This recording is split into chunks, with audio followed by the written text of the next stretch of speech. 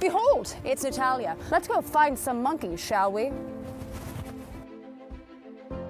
Did you say sex is like riding a bicycle? Nothing gets me going like Christmas and wigs. Let's check out this show. I remember the first creature I beheld. He was a squirrel. His name was Kevin. I heard you need a DNA sample. I want to find light and joy in things that bring us together and unite us. And I think science is something that can unite us. Ow. God damn. There's a world out there, a world that needs to be beheld.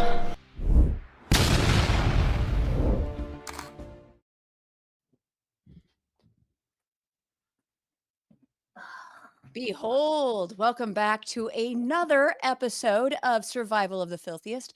I'm your host, anthropologist, comedian, weirdo, and kidney stone passer. Yes, I passed those kidney stones, Natalia Reagan, I think. I passed both of them.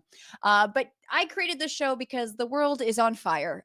We are living in a fascist regime, and what the futz are we going to do? So, we've got a war on healthcare, people of color, gays, bays, jetways, veterans, queers, engineers, the vax, paperbacks, teachers, creatures, women, and sex. Yep, I said sex. We'll get to that in a moment.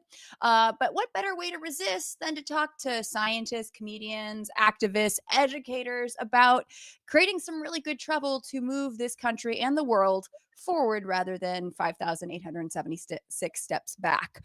And here's a quick reminder, because I always forget to do this, that if you like this, if you enjoy this, please like, subscribe, share, watch as many times as you want. And if you want to support this illustrious production, you can join my Patreon. It is fun. It will be fun. It's going to be more fun when I get more people because I can do more things. And today we're going to be talking about purity culture. Do you even know what purity culture is? I'm still learning, and that's why today's guest is going to be so helpful for me. But let's get to my slideshow. Thank you, Peter. And please, a shout out to my producer, Peter de Tucker in the Netherlands. I lecker him a lot. Okay, so we're talking to Lacey Bond today. She is a certified sex and relationships coach, but we're also talking about purity culture. And that represents the cherry that I have lost so many moons ago. We won't go into Lake Havasu, 1995. Sorry, Mom. Okay, moving on. But purity culture, essentially, it's funny because it sounds like it's been around forever, but it actually really kind of came to power in the early 1990s into the 2000s. And it really refers to white American Evangelical Christian Purity Movement launched in the early 1990s. It is rooted in strict Western ideas of gender norms and remaining chaste until marriage. That ship has sailed. Clothing, behavior, thoughts are closely monitored and judged. Sex and masturbation, especially for young women, are seen as shameful and forbidden acts to completely avoid. And basically you've got folks here, and who controls the purity, by the way, is a young woman's father. Yep. And this is a powerful way to protect your daughter's purity by strong Catholic dad. It's a little terrifying. And you even have things like, here, hold on. This is again a lot of detergent bowl. It's not. It's where you go to a dance. It's like a daddy daughter dance, but a lot creepier. And you even take pictures like you're going to homecoming. Yeah, but nobody's coming at this homecoming, that's for sure. And you look at this, it looks like something like Midsummer meets The Handmaid's Tale, but in white. It's terrifying. Jesus is the DJ. Look at this. I love the oil rig in the background, folks. And then and the military men are even getting into it on sand dunes. I don't know. It's all sorts of creepy. Check out this. This is great. Is there a wedding, or is it a purity ball? It is definitely a purity ball. Papa does preach, and he preaches to keep your legs closed, and we don't need to hear that. I'll tell you that much. What do we got next? Oh yeah, what does it remind you of? Maybe this guy. Maybe it reminds you of that. I don't know about you. And then here we have Speaker of the House Mike Johnson in 2015 signing a purity contract with his daughter. I hope she wasn't an Epstein informant too, Mike Johnson. Oh, dear Lord. But yeah, and here is a young woman getting married with her proof of virginity. This is insane. I don't understand how this can happen. But yes, and the dad wasn't, there was so much backlash when this picture was posted, and the dad was like, I don't understand. It's just, proof that, the cow's milk has not been spoiled or whatever that phrase goes. But yes, and if a dad really wants to show how dedicated he is, he can make it official and put a ring on it. Yes, there are purity rings where fathers will get down on one knee and propose their, I guess, protection and their daughter's purity in these proposals. It is wild. So, yeah, what is a purity? Essentially, an engraved ring that ensures that their daughter will stay chaste and keep their body pure until they decide they can go off and get married. Yeah, it is bonkers, folks. Sometimes I wonder, though, does Jesus get jealous? Like I'm thinking like Jesus is supposed to be the main guy and then all of a sudden dad steps in. I mean, is it like this? Is it like this? I feel like it could be like this where Jesus is like, "Yo, man, like you're supposed to be dedicated to me and you're all up in your dad's crap." I don't know. I'm thinking maybe. But have I mentioned that agriculture ruined everything? The Neolithic revolution is when humans put down roots, and that was basically when these very strict Western idea of gender norms came into play, where women are essentially property. Daughters are property to be sold off, to work on farms, to, yeah, make life more prosperous for the men. So, yeah, the patriarchy and the plow is not, so we're still living it. It's 2025. This was 12,000 years ago, folks. So, yeah, and I had my own little version of this. Oh, yeah, and this is a fun fact. Women are opting out of marriage because of such things. We're just like, yeah, we're not going to do this anymore. We're not down for this game. And just so you know, purity culture and rape culture, there's a lot of overlap. This idea of victim shaming, a lot of shame around sex, a lot of shame around the victim. What were you wearing? You need to be wearing this, these strict gender norms. There's a lot of overlap here, and this is why we need to talk about this and hopefully dismantle this idea of women have to remain a certain way in order to be, I don't know, respected in the world we walk in. My own experience with purity culture. This is me in sleepaway camp at, it was called Forest Home here in California, and we were not allowed to wear bikinis. And I went to a church here in the San Fernando Valley that was very liberal. We all wore string bikinis. Are you kidding? This was the 90s. We didn't care. And we get to this camp and they're like, yeah, you have to cover up because your half naked body will distract the boys away from God. And I remember thinking, God must be such a, like, a weak son of a gun. If I'm the distraction, I'm gonna be the one that pulls you away from God. Okay. But yes, and they had us actually do mud day, and this is me rolling around in the mud, not in a swimsuit, because God forbid. I do understand a little bit that might really do distract the boys from God. The mud wrestling was a bit much. Anyways, there's a lot of shame for those that are in purity culture, and leaving is oftentimes very, very hard. Hold on, let me find my notes. This is the part where I'm like, yes, this is live. There we go. Oh, yeah. So those have left the religion and purity culture behind. There's oftentimes wrestling with shame and the trauma that they experience. And so I'm very excited because today's guest was in purity culture, survived it, and now is thriving in such an amazing way post purity culture. And she now helps others do the same. And so I'm going to read a little bit about my guest, Lacey Bond, or Intimacy Lacey on social media, is a certified sex, relationship, and intimacy coach, sex and kink educator based in Los Angeles. She's dedicated to helping people heal, or she likes to say, unfuck themselves from purity culture, growing healthy relationships with other people, and developing awesome shame-free sexuality. Yes, Lacey lived the quintessential purity culture experience, raised in evangelical church and youth group, Bible study, and Christian school, graduated from Biola University, and featured in the 2015 documentary, Give Me Sex, Jesus. And she's here to tell you that all of us can unfuck ourselves from it. You can find Lacey on Instagram and TikTok. We're going to have the links in the chat. So please, please follow her. And if you went through this and need help, talk to her. She's amazing. And she's also just a fabulous human being. So people of the internet, please welcome the amazing Lacey Bond. Oh my God. You look amazing.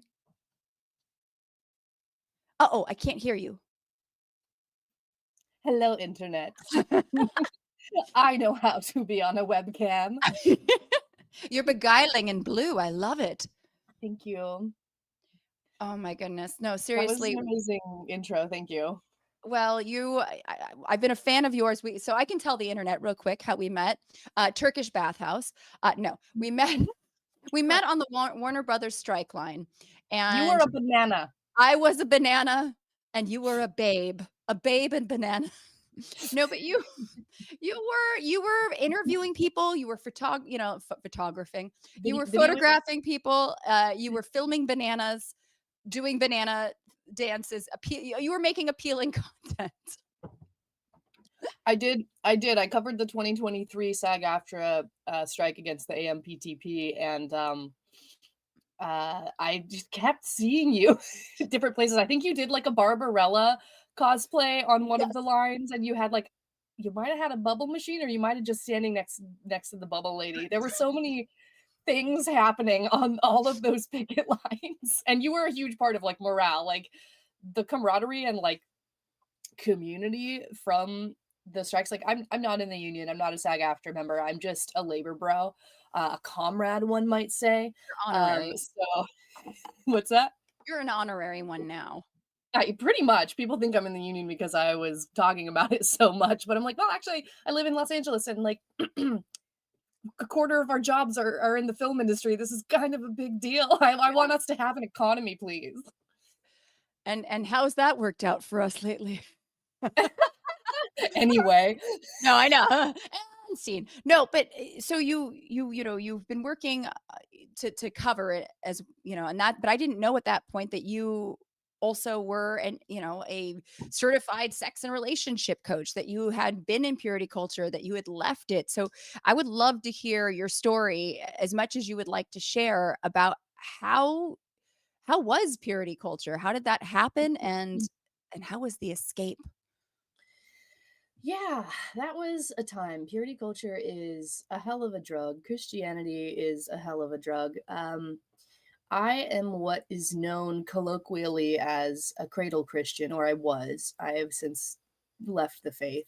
You can absolutely leave purity culture while remaining in the faith and deconstructing, reconstructing it. But I was raised in the Evangelical Church. I was born in 1990, just a few years before Richard Ross founded the True Love Waits campaign. He's still in ministry, by the way. Old pastor man from Florida who decided he should be the thought police about lustful teenagers daring to have a natural human sex drive. But I grew up in the church, Sunday school, preschool, like my entire education, with the exception of a couple of homeschool plus community college years, was Christian. I attended Biola University, like you said. That's big. It is one of the more prominent Christian colleges here, and it's here in Southern California. It's comparable universities are Liberty University and Bob Jones. Those are the three most conservative. I don't recall if they had this specific rule when I went there, but for a long time, women couldn't wear spaghetti straps. This school is in Southern California. Wow. So a rule we did have when I was there was that to the gym, people will do like that deep cut tank top thing where like the sleeve goes down to here so they can work out and sweat. Girls couldn't do that. The boys, I think, could. Yeah. We had a dress code. There's a contract at Biola that you sign saying that you will do no sex. You will do no extramarital sex, no drugs, no alcohol.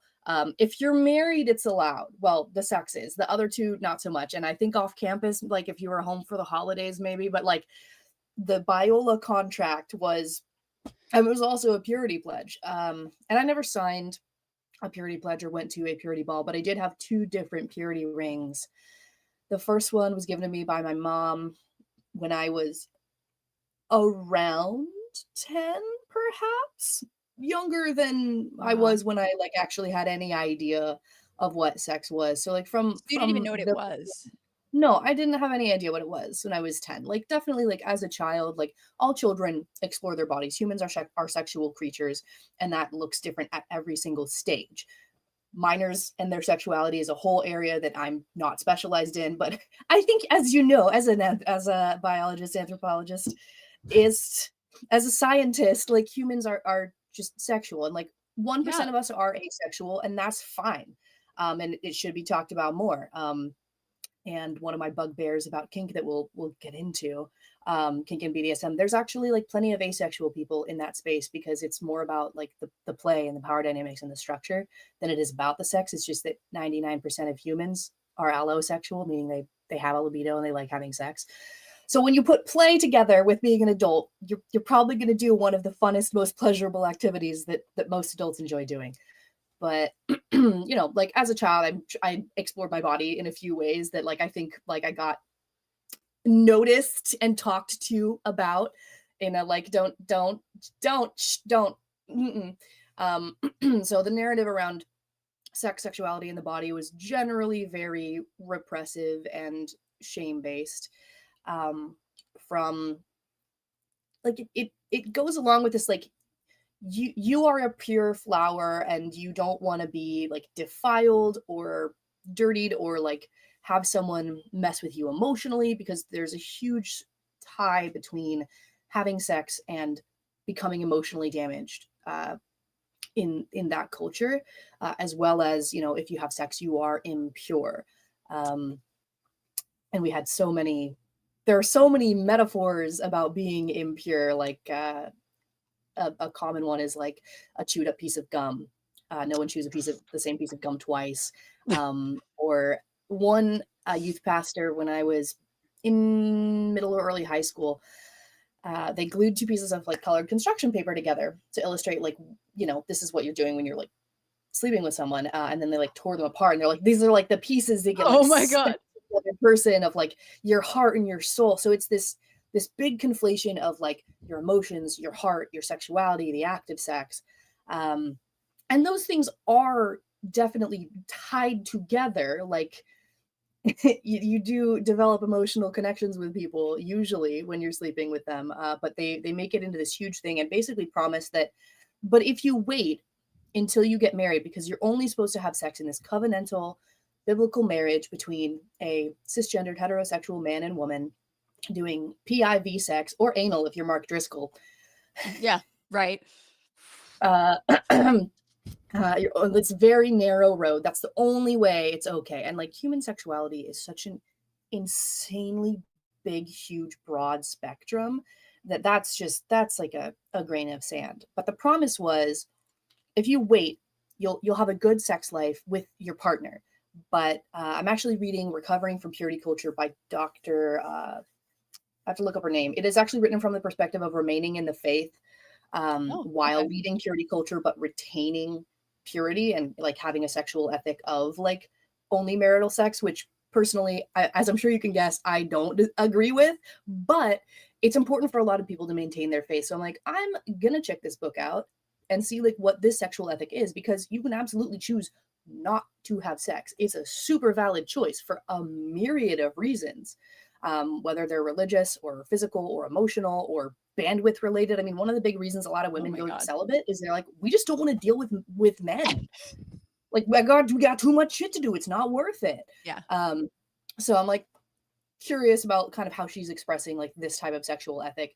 And something that comes up in like sexual education, coaching, or therapy. I do coaching, I'm not a therapist, is the PLISSIT model, which is basically meeting people where they're at. I have to look up the actual acronym, but it's basically meeting people where they are at to give them appropriate information that is going to help them in their situation. If you want to stay in your faith, but you've realized like, hey, this is a crazy double standard and it's making me hate myself, or feel like I am intrinsically bad and evil and my body is bad, then I think this book is a pretty good resource so far. I'm about 3/4 of the way through it.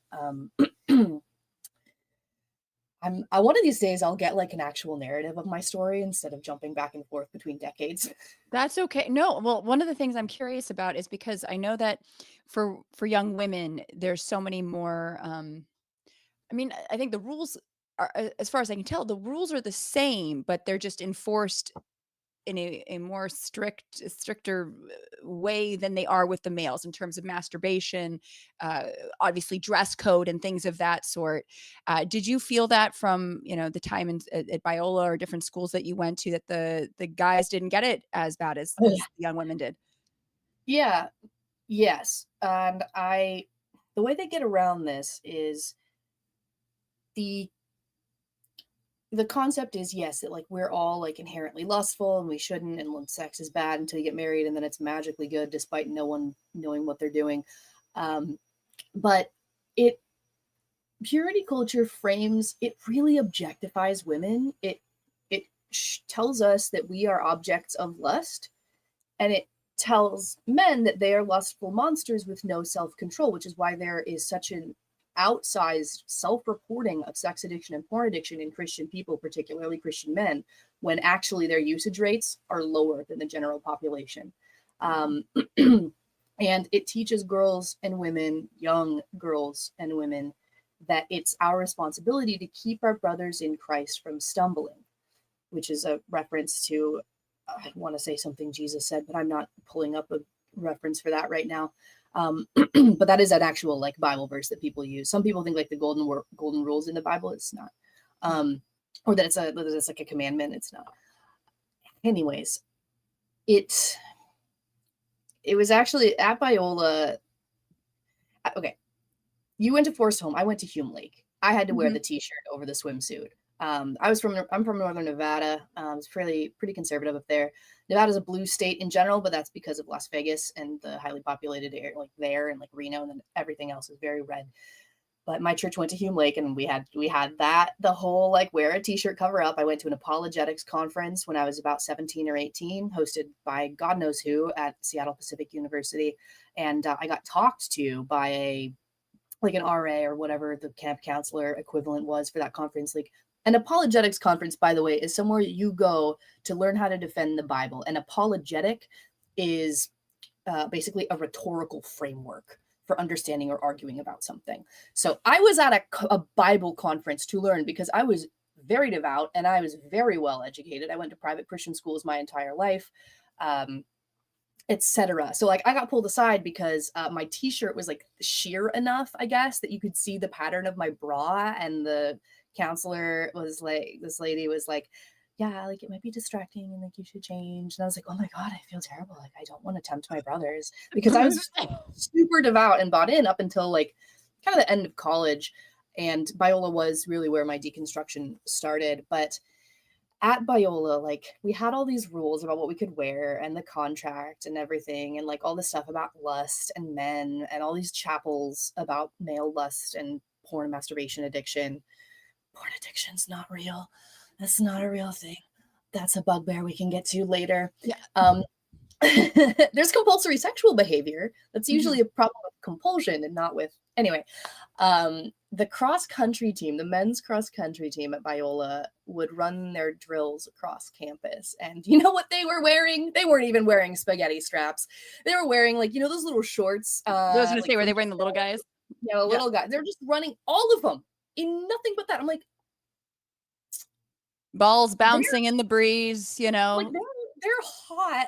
Like I am generally like a higher libidoed person, apparently, which is probably what brought me to like noticing these things, because religious purity culture does a very good job of teaching young women that we are not sexual, or that men are much more sexual. And like, because of there are hormonal differences between cisgender male and female people with higher testosterone tend to be hornier, but that variance occurs within genders as well. Yep. And it's not the only determining factor. So anyway, as a horny lady teenager and a horny young lady student, a horny young co-ed at Biola. Oh, what a whole quote. I hope they're never good. They're going to take me off Lacey the alumni. Bond, horny young co-ed at Biola University said, yeah. I was just like, what? This is so dumb. This is so like not fair. What the heck? Like this doesn't make any sense. Like And I think I finally went to like one chapel that was for women, and it was in a different area because at Biola you're required to go to at least 30 chapels a semester, and there's like 6 of them a week you can choose from. You have to badge in and badge out so you get credit, and if you don't go to enough of them, you have to like listen to the sermons and make them up later. And if you don't do that, they'll fine you. Right now the fine is $375 if you don't get all your chapel credits. I checked. What? Mm. I mean, I went to parochial school my whole life, so I get it. But at the same time, it's so dumb. But go on. This is a school that costs $40,000 a year, by the way. What? Yeah. And you get fined if you don't go get enough body of Christ in you. Like if you Yeah, don't you're get not enough. you're not Christianing hard enough. We need to take money about it. Do you take communion at these? Because it's not mass. They're No. Christian rather than Catholic, so you're not taking like Eucharist. No, communion was usually more so in the Protestant traditions. Typically, communion is more of like a special event type of deal. It's not given at every service. Formal wear is required. Yeah, you have to wear your hat. Different churches and denominations do Yeah. it a little bit differently. I mean, I had a fun, pretty good upbringing. Like I talk a lot about it. It was strict, it was controlling, it was a high control religion. However, I also like in one of my private Christian schools, like we could go build forts out in the like sagebrush of my elementary school with like no supervision. It was awesome because the school was built on like the site of an old dump or something. That's And so, amazing like, and yeah, dangerous. we were I out love there it. like latchkey kid Gen X style. Like, I'm so sorry, Yeah. my camera keeps doing this. I don't know how to make it turn off the autofocus, but at Biola, Yes. my senior year, we had this final project of expressing a countercultural perspective for our capstone project, which is kind of like an undergrad thesis ish. Mhm. And by that point, I had just been noticing the double standards especially between genders, because like I had taken a gendered communication course at Biola in the course of which said course, I learned that gender is a social construct that varies over time across cultures and regions. And I was like, oh, interesting. So all of this shit about women being not as good as men, which is never something that was like explicit in my upbringing.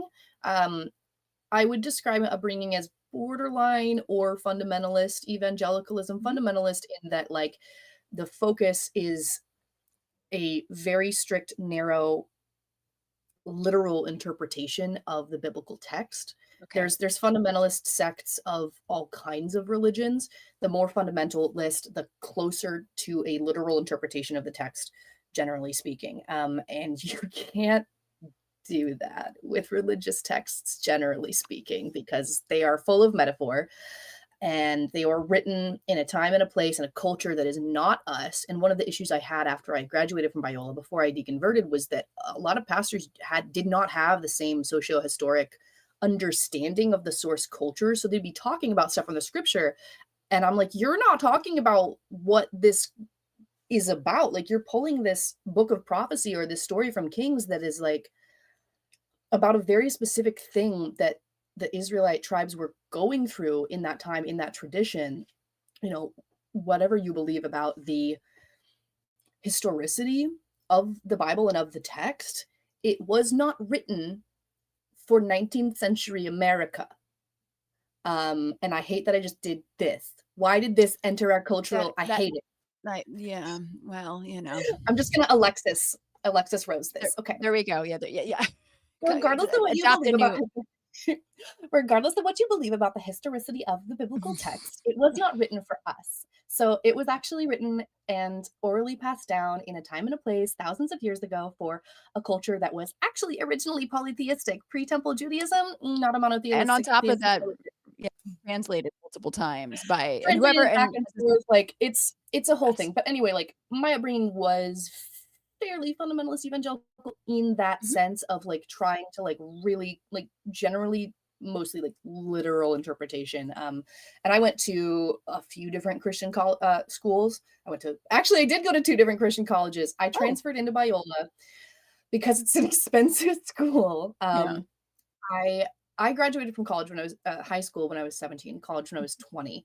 And that's really hard Wow. to do when you go to a college that requires a 30 credit Bible minor, which Biola does. So I had basically stopped going to school. Like I basically combined high school, homeschool, and community college when I was in high school. Wow. So I was ahead. I had a bunch of college credits. So came in as like a super sophomore, basically, and I did this Bible Bridge program with Biola. I took additional, which is a transfer program, so you can get Mhm. like 6 credits of Bible over the summer. And I also attended a few classes with the Moody Bible Institute, which had a great class on prophecy and included the book The Prophetic Imagination by Walter Brueggemann, which was enlightening for me because that book goes into how a lot of the prophetic texts in the Old Testament are more of contemporaneous political commentary than they are Mhm. future prediction. But we don't need to go down the whole big rabbit hole of theology, but suffice it to say, Yeah. I have a very strong theological and apologetic background, and the deconstruction of my faith came from a place of biblical scholarship and curiosity while noticing the discrepancies between both, how genders were treated and coming back to that capstone project, the way human sexuality was treated, because the thesis for that was essentially, hey, like the sex negativity of the church, the silence around it is really harmful for women and it's not really biblical. One of the things I like about this book I'm reading right now by Dr. You can show it if you'd like. We can show and tell Dr. that shit. Here's a screenshot. There we go. Oh, I actually saw that when I was Googling, when I was doing the Googles of the Oh search. yeah, Okay. What's it called again? Dr. The full It is called Recovering from Purity Culture, Dr. Camden Morgante. I don't think it's gonna like. Oh, I Oh, love there it that is. There it name. goes. Hamden. Yes, it came in great. I don't know if I'm Okay. pronouncing her last name, but actually she responded to a Facebook comment that I left on like a Oh, thread where someone was recommending the book. Because I was okay. like, hey, just checking, this book seems like it's very much from the staying in the faith perspective. Is that through the whole thing? And she was like, Yeah. yeah, it is. I don't recommend my book to everyone. You have to kind of like meet people where they're at. I was like, that's very good. And one of the things um I like about this was that she highlights that the Bible is actually fairly sex positive. The way you interpret a text really depends on your education and your framework and your scholarship, and there are a million different flavors of scholarship for any of the big three religions of Islam, Christianity, and Judaism. So I really appreciated that because I think she's right. Uh, Especially because like the particular flavor of sex negativity that we have in especially the American evangelical church today is very specific and Yeah. artificialized, and we have also turned sex and sexuality and purity into an idol because the dominant feeling and teaching is that it's a worse sin than like anything else except maybe Right. like murder, when that's not biblical. If you basically scholars agree generally, like there no sin is worse than the others except for like denying Jesus, I believe, like denying or lying about your faith was one of the main ones that does tend to come up as like, okay, this one is actually pretty bad. Yeah. No, Yeah. So yeah, I mean, honestly, as an anthropologist, and it's funny because, like, I grew up going to Presbyterian church, which is they are about as chill and laid back. Like, I chose to get baptized. I don't talk about this much. I chose to get baptized when I was 14. That is not normal. You know what I mean? Like, I was no, like, you can't really do that as a child. yeah, You yeah. shouldn't be allowed to. Yeah, it was but like my mom, I really like this. My mom grew up Church of Christ and is not I wouldn't say she's not religious. I wouldn't say she is religious. She's somewhere think she still believes in some Christianity, but she Church of Christ is one of the very very fundamentalist, a lot of rules around no dancing, no wearing pants, very rooted in these gender norms. And my mom, is Dr. Reagan. She became a professor and graduated early and went on and did amazing things with her life, got out of the small town. But I ended up becoming Presbyterian, and the only reason why is because my big thing was they were so liberal and they didn't have any beef with homosexuality, because I already knew at that point I was whatever, bisexual, pansexual.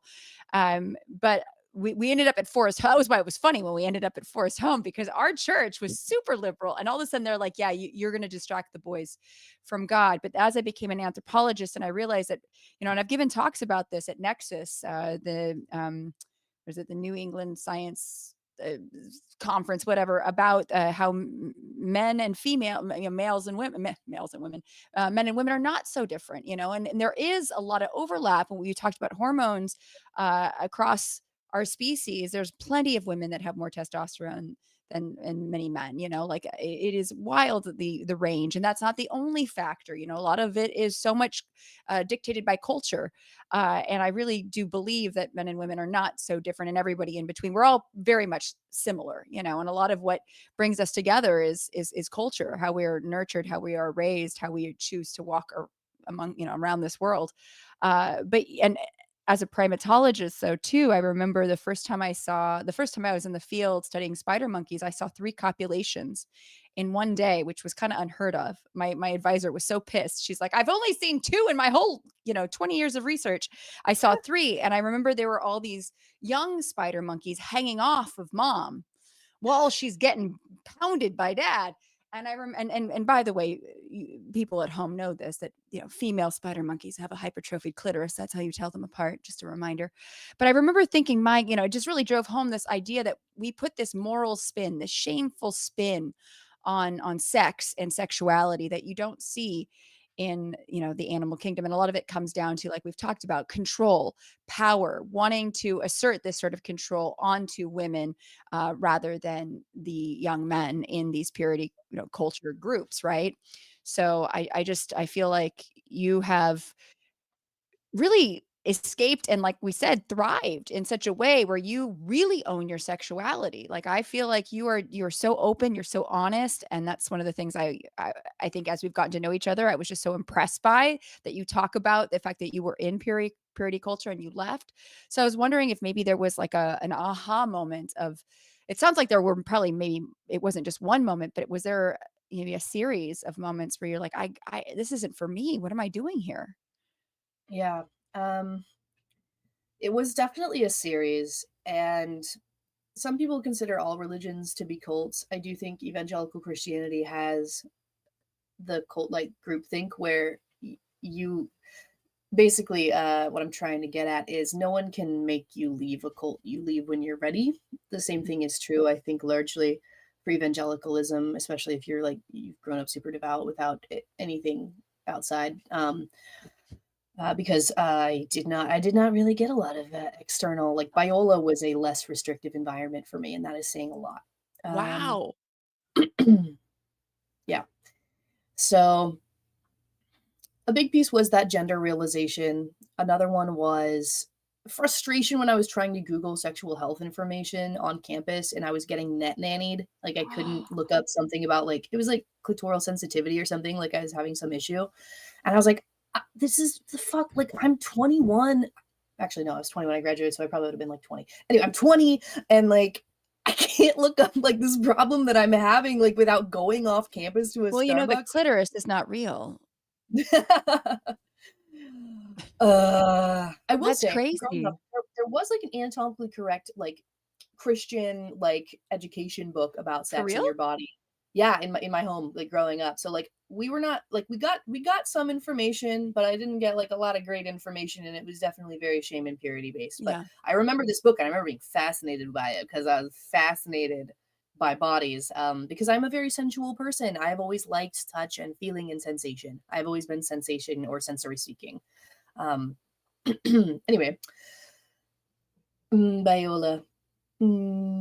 I was also like, I was off campus, and somehow I had come across Nina Hartley, the porn star, was doing Yeah. educational videos on EdenFantasies.com, which is a sex toy site. And I was like, this is so informative, and like, it's engaging and not dry. It was pretty wet, actually. Yeah.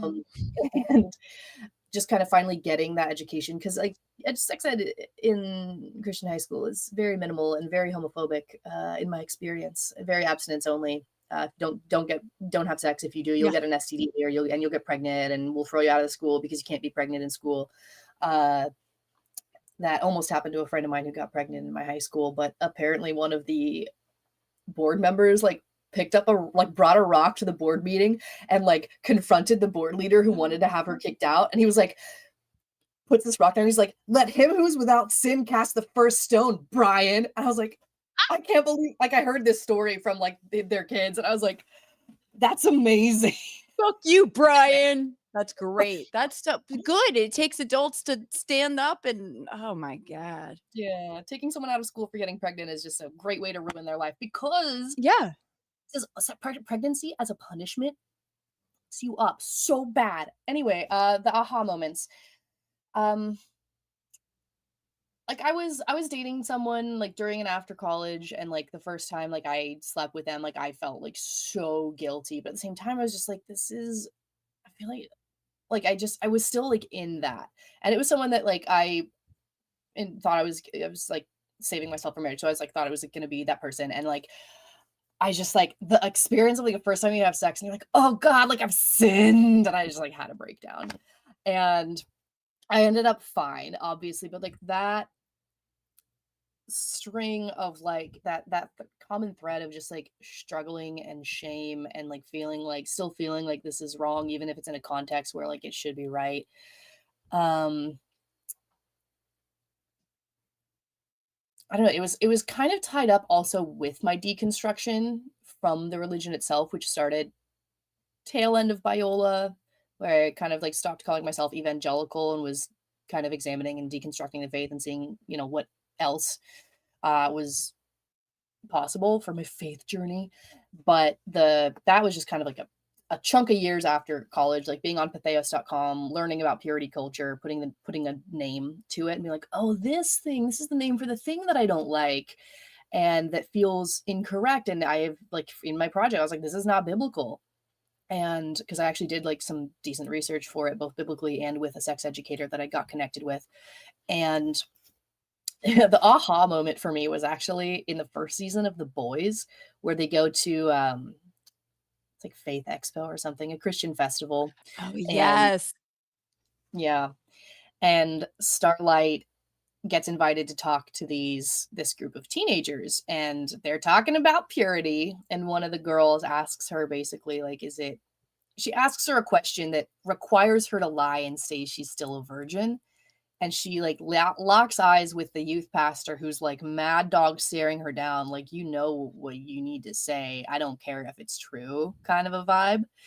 And so she like lies to this group of kids, and I was just like, oh God, I never seen myself on TV in this way. I was one of those kids, like, and I was just like, I'd gotten very frustrated with a lot of the narratives that I'd been taught and doctrines that I was slowly realizing are not the only way to interpret the text, like the doctrine of a hell of eternal conscious torment. The Almost Heretical podcast, which I talk about like all the time, has a great series on both heaven and hell. It's by a couple of formerly evangelical pastors. Really great biblical scholarship. Really helped me heal from my hell fear, because hell fear, if you're working with atonement theology, which is the Jesus died on a cross for our sins, John 3:16, for God so loved the world, he sent his only begotten son, and if you believe in him, blah, blah, blah, salvation. Associating hell and sin and sex just fucks you right up, man. It's hard for me to pinpoint because there were so many things basically in that almost decade post graduation, probably like 5 to 8 years if I had to like really condense it.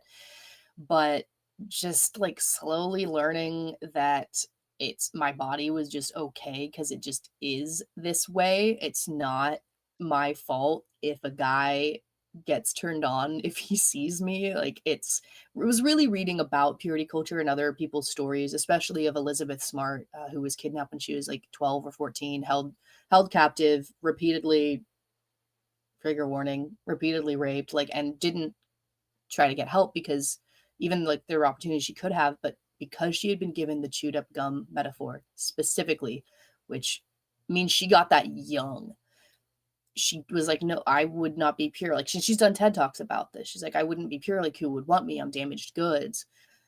And that was so horrifying. And that's like you were talking about.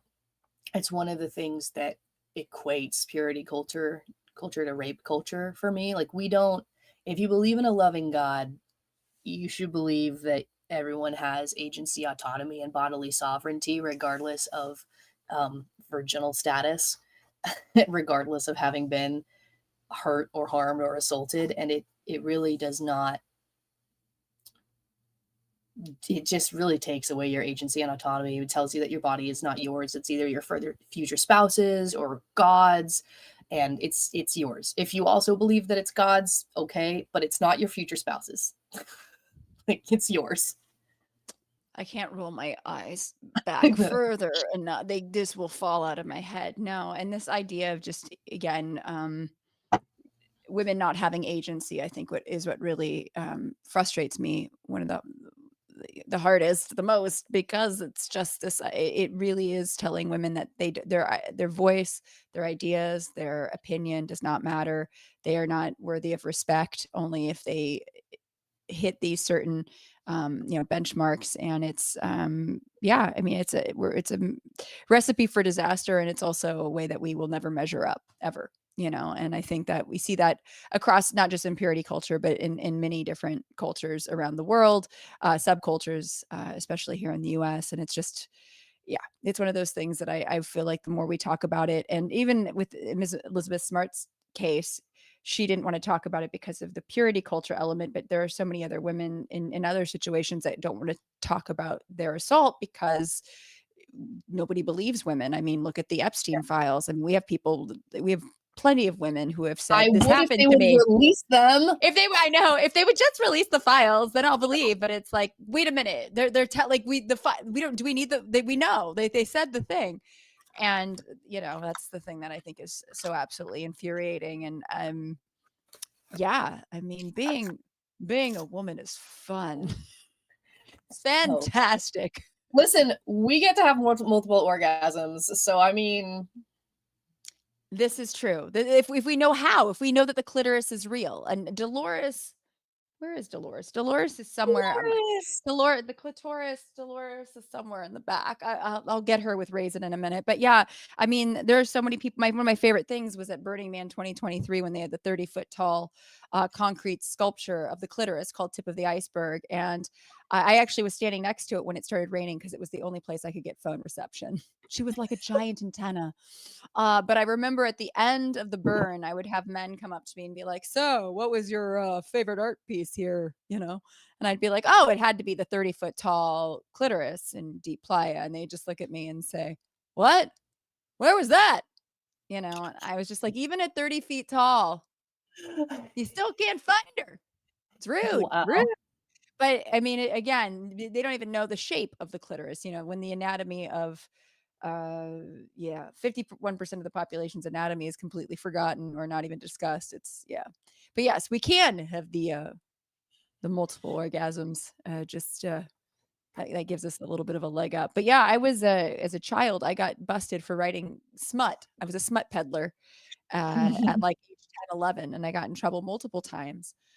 Even while going to being part of a Christian. And I always thought, like, if God, if they always said, God created humans in his image, then God must be hella gay and hella horny. You know what I mean? Because look at us, we're super gay. And if you created like Neil Patrick Harris, Ellen DeGeneres, and the purple Teletubby, I mean, come on, like super freaking gay. Yeah. So I don't know.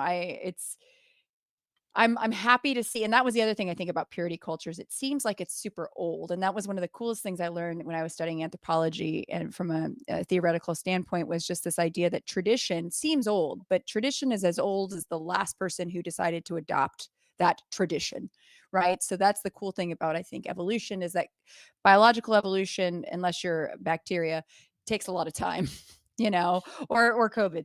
It's usually takes, tens, hundreds, thousands, whatever years, but culture evolution super fast, and that's the cool part. And so we're seeing this deconstruction of purity culture. I'd love to talk more about like how you are helping people find themselves post purity culture.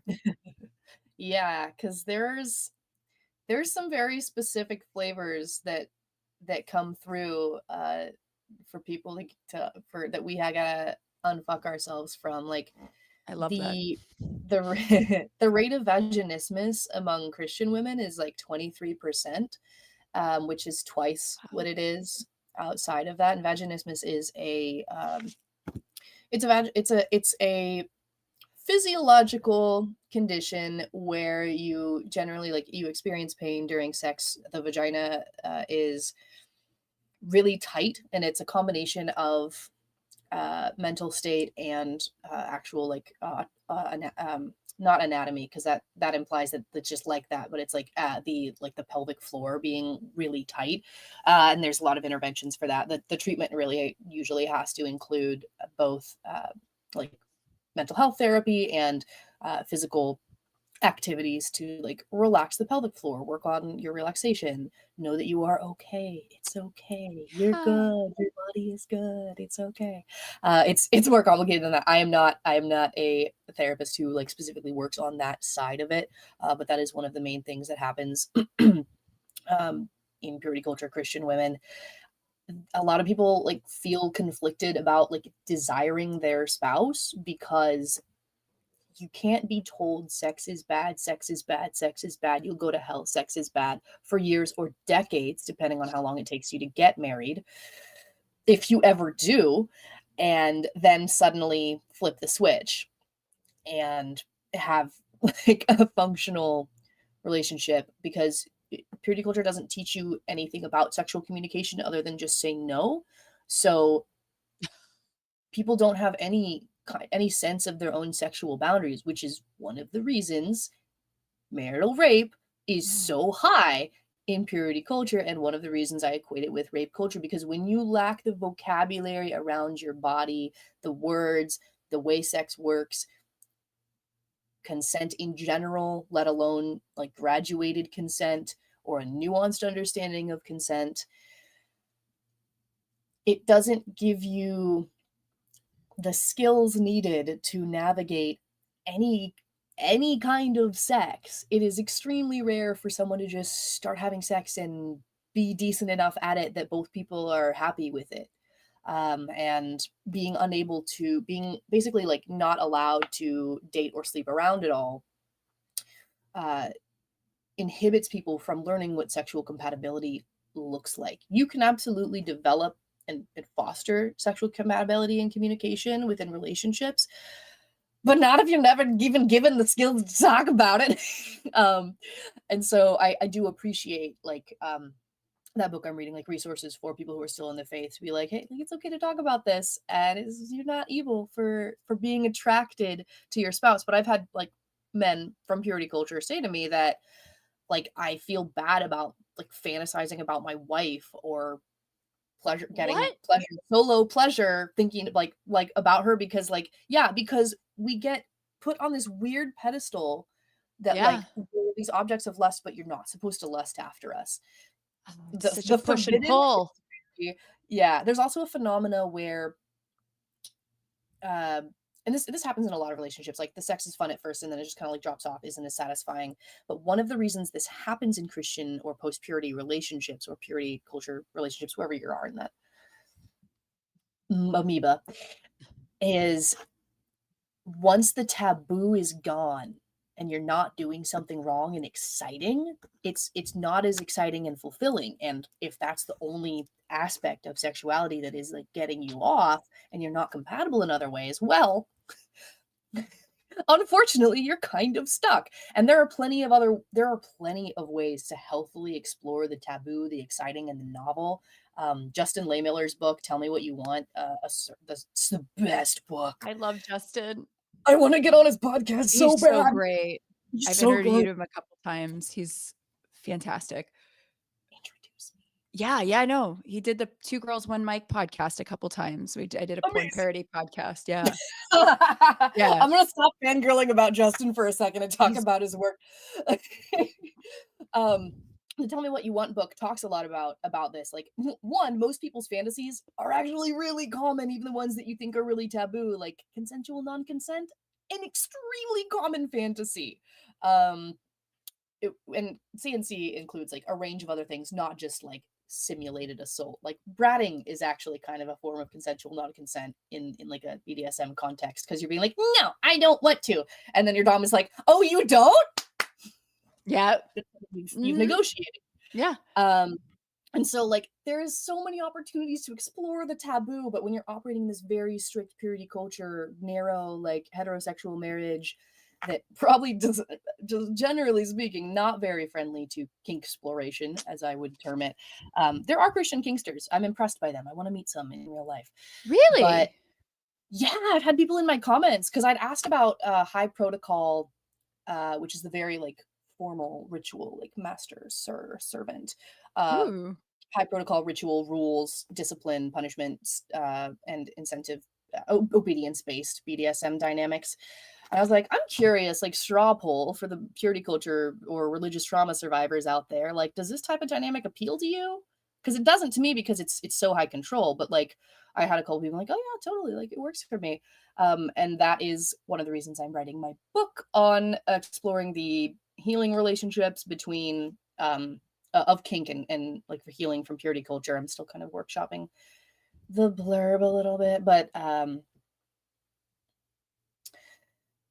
sorry, I just I caught sight of a comment, Peter, that just left. Oh, Anyway. yeah.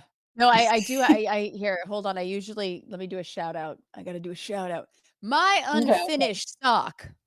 It's not finished. The sock is unfinished. Says, "Don't be a misogynistic jackass. Like and share the stream instead."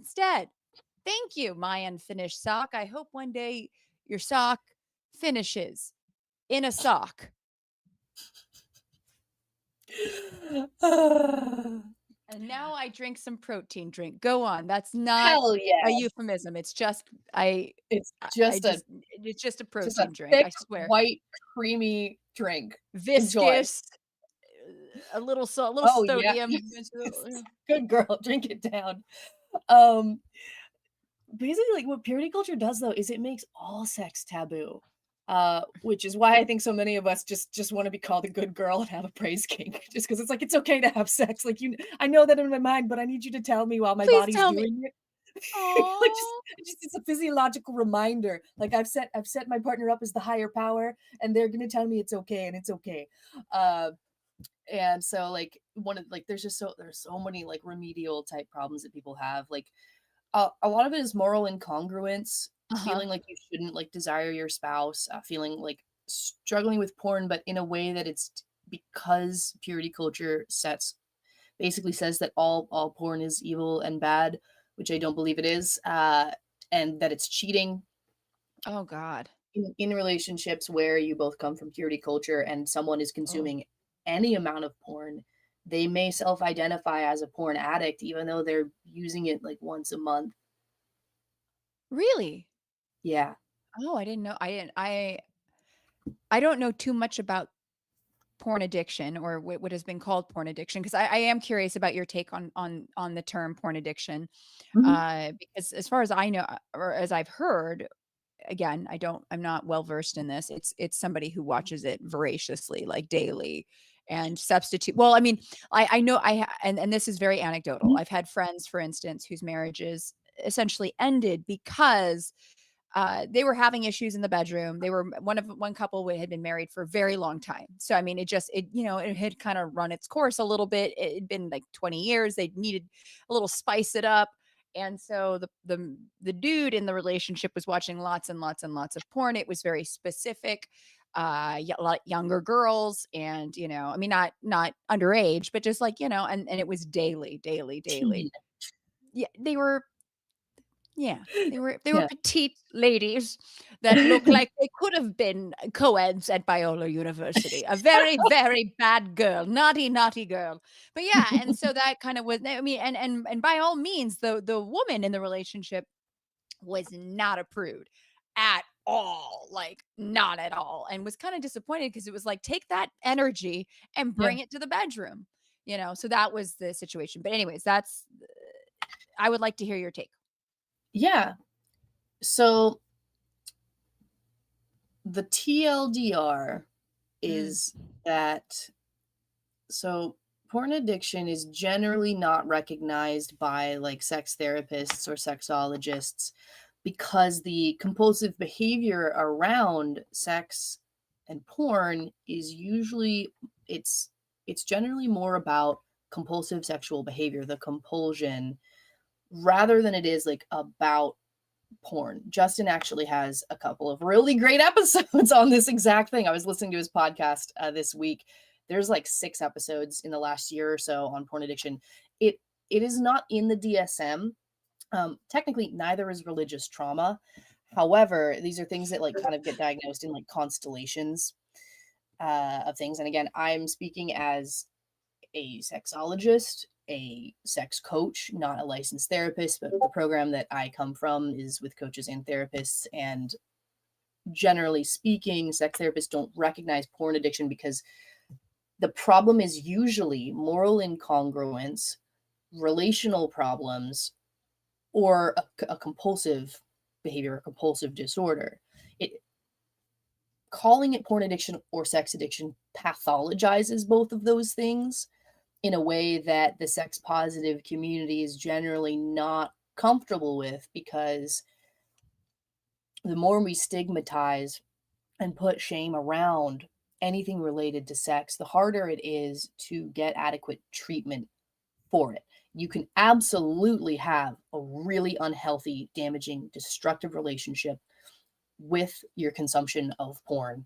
You can absolutely have a damaging, destructive relationship with your work habits, your video gaming habits. The same type of thing that you might call video game addiction, if it's would kind of correlate in the same way. If it is negatively impacting your life, your relationships, your ability to work, your finances, it is a problem and does need to be addressed. So when I say porn addiction isn't real, what I mean is it's not recognized broadly by the sex therapy and sex positive community. Neither is it recognized by like the sex coaching and education community. Same with sex addiction. But that's because it doesn't behave like an addiction.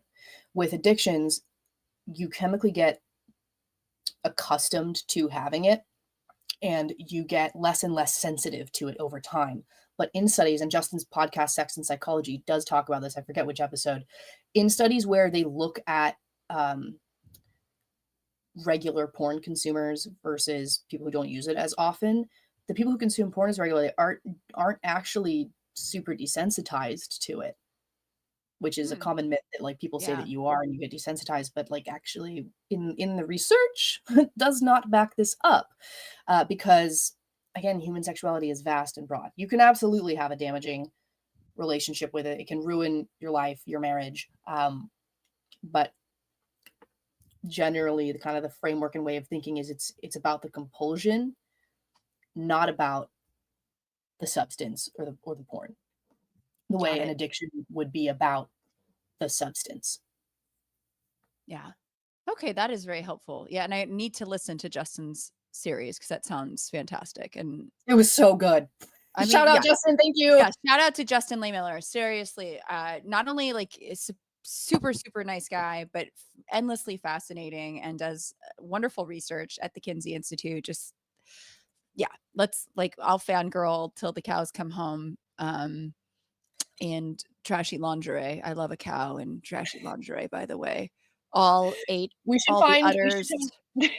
All the udders just swabbed and laced, you know what I mean? Like really held up, you know. I've never seen a cow with good cleavage. Sweater cows. That's what I like to call my puppies. My devil's dumplings.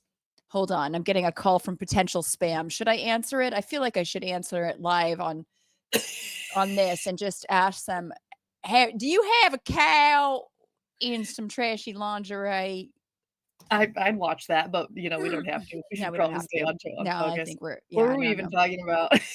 We were singing the praises of Justin Lehmiller and the fact that like really questioning the idea of porn addiction. Because I know that, in fact, I admitted on Nash. So as a child, I'd watched Skinamax After Dark. And, you know, or Skinamax, as we like to call it, Cinemax After Dark, and which was softcore porn. And growing up in the San Fernando Valley, you didn't look over all the retainer walls. Sometimes you knew not to look over the retainer wall in the backyard because you knew something was being filmed or you heard things, right? You knew what was going on. And sometimes I remember I was an office manager at a production company 21. I don't know who hires anyone to be an office manager at 21, but Steve and HR had to take a week off to go shoot a film. Didn't tell us much about it. A couple years later, I was watching some Skinamax with my best friend Jer Bear, and there was Steve from HR pounding some hot blonde in a nice Skinamax Good for film. Steve. Good for Steve. I was like, you know what? I know it wasn't SAG. That's okay. It was probably a non-union gig, but you got to do what you got to do. I don't think SAG does adult films. They need to get into that more. I don't know. So I've seen some films lately that I'm like, or some shows that are just like they're going in that, they're wading into that territory, and I'm okay with it. But point being is, bless them. the Bless intimacy them. coordinators who Yes. coordinate and Yes. choreograph those scenes and make we're them gonna safe.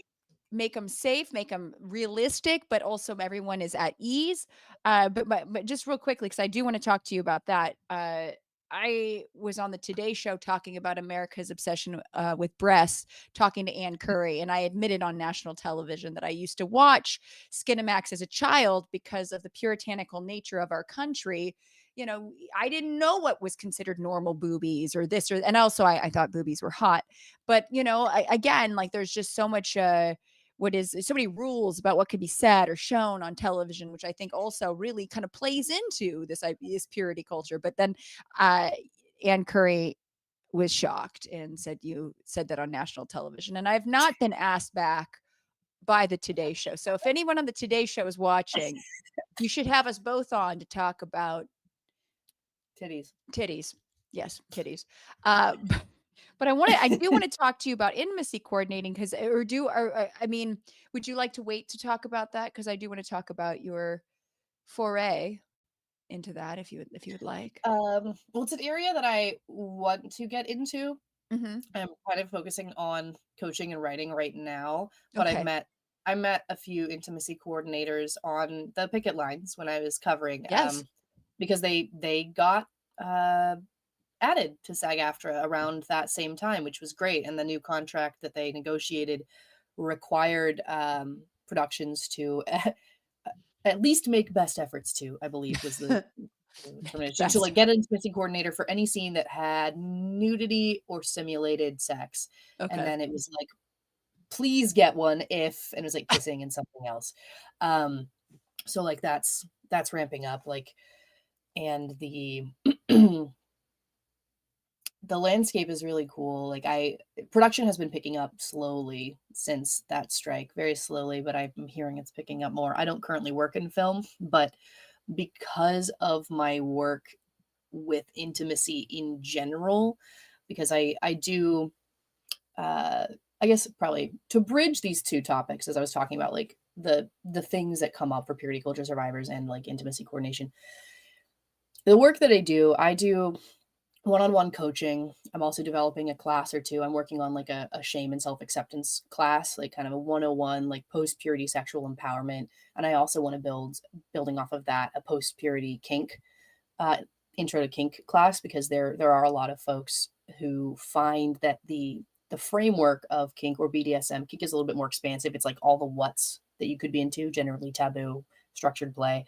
And then BDSM is like the framework. So, bondage and discipline, dominance and submission, sadism and masochism. And there's just like the power exchange, the dominant and submissive, like that, like framework is very consent and communication and explicitly so based. And I think that my hypothesis is this is very appealing to people who come from a background where it's all bad and you're not allowed to do it and you're not allowed to talk about it and you're a sinner. And I'm sure there's probably some interesting trends in flavors that appeal to us, which is what I am working on. It's what my research is going to focus on, and the content of the book is going to be largely from that. So because I think it's a very interesting area that I have not really seen much written about yet. And as someone with the lived experience of both good Christian girl and now good girl, I think I'm uniquely positioned to research and write about this, and I'm really excited about it. But so I do individual coaching, and I'm working on a class, and I speak a lot on a podcast, and I'm also on this series called Real Talk with the Sexperts that my friend Jamie started after a retreat we went on back in April, and I think we're already on like our 5th session. Like we've been doing them monthly, and Great. yeah, we got one next week on the 16th. It's part 2 of a polyamory uh series, I guess, a series of 2, because there's just so much on the last one that we wanted to keep it going. So I'll be on that next Tuesday, I think 3 p.m. Pacific, I want to say. It's on my Instagram, Intimacy Lacey, but Follow her. follow me. I promise I'll be making more content soon.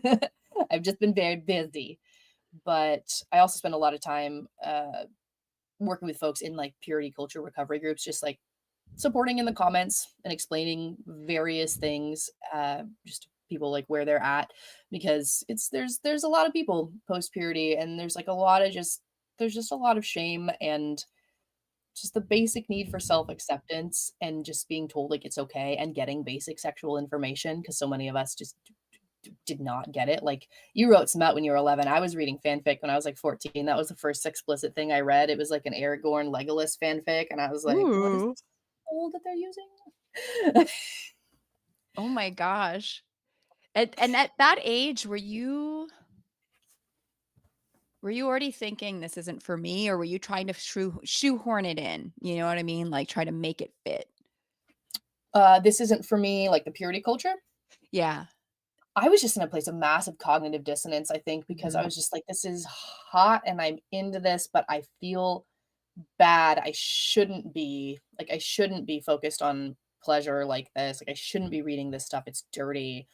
I should be hiding it. I got caught once. Like I think my mom found some that was like printed out under my bed, like turning red style. And like, yeah. I was just very disappointed, as I recall. I don't remember the details of that conversation other than being like, "Oh my god, I'm panicking, I'm in trouble, I'm bad." Unlearning that you are bad takes a long time.